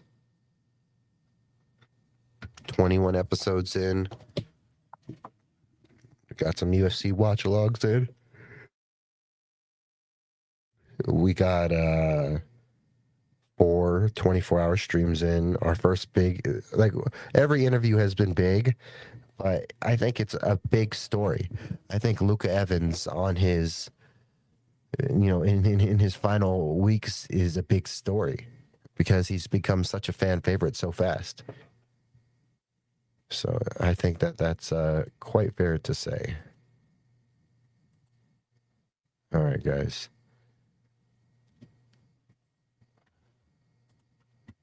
I say definitely a lot myself, so I'm no one to talk.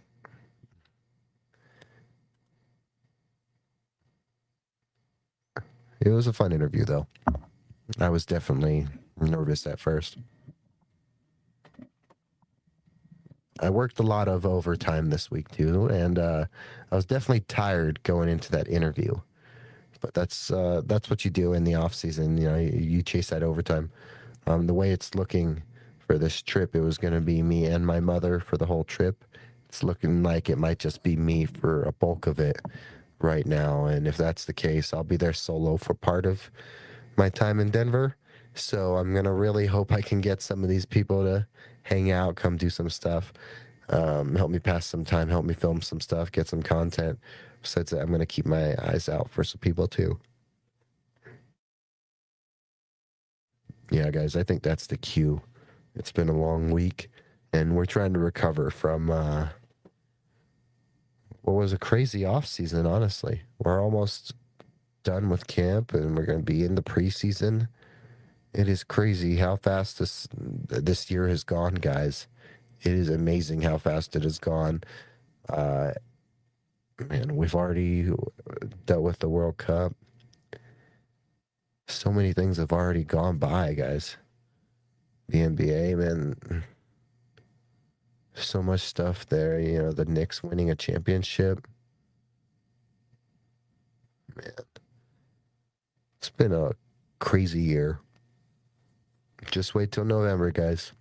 It's going to be crazy too. Yeah, you have a good night. I'll talk to you soon.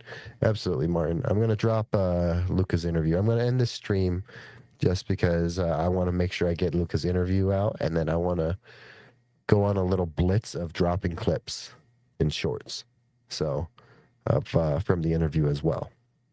That way I can get content out on multiple platforms still, even if it's in the short forms on like Instagram and TikTok. Whereas here on YouTube, it'll be the whole full interview will be out. Thank you again for popping in, Martin. I hope you enjoyed the interview. I hope you guys had a great night. Thank you for coming to Still Up Sports. Thank you for supporting me. Thank you for helping me normalize late night sports talk, guys. Thank you to Luca Evans one more time, man. I've said it before. First drink's on me if you're in Vegas. Maybe you'll be here for Summer League next year, so that drink's definitely on me. So incredibly honored and humble to be able to speak to you on your way out.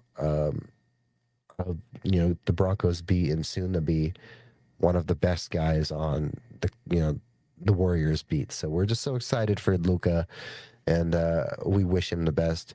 Guys, thank you for being still up with me. Again, it is currently 3 a.m., about to be 4 a.m. Mountain Time. So thank you for being still up with me. I'm your host, Cody Chapa, live from Las Vegas. This is the Still Up Sports Studio. And thank you for being still up. You guys have a wonderful night. Peace.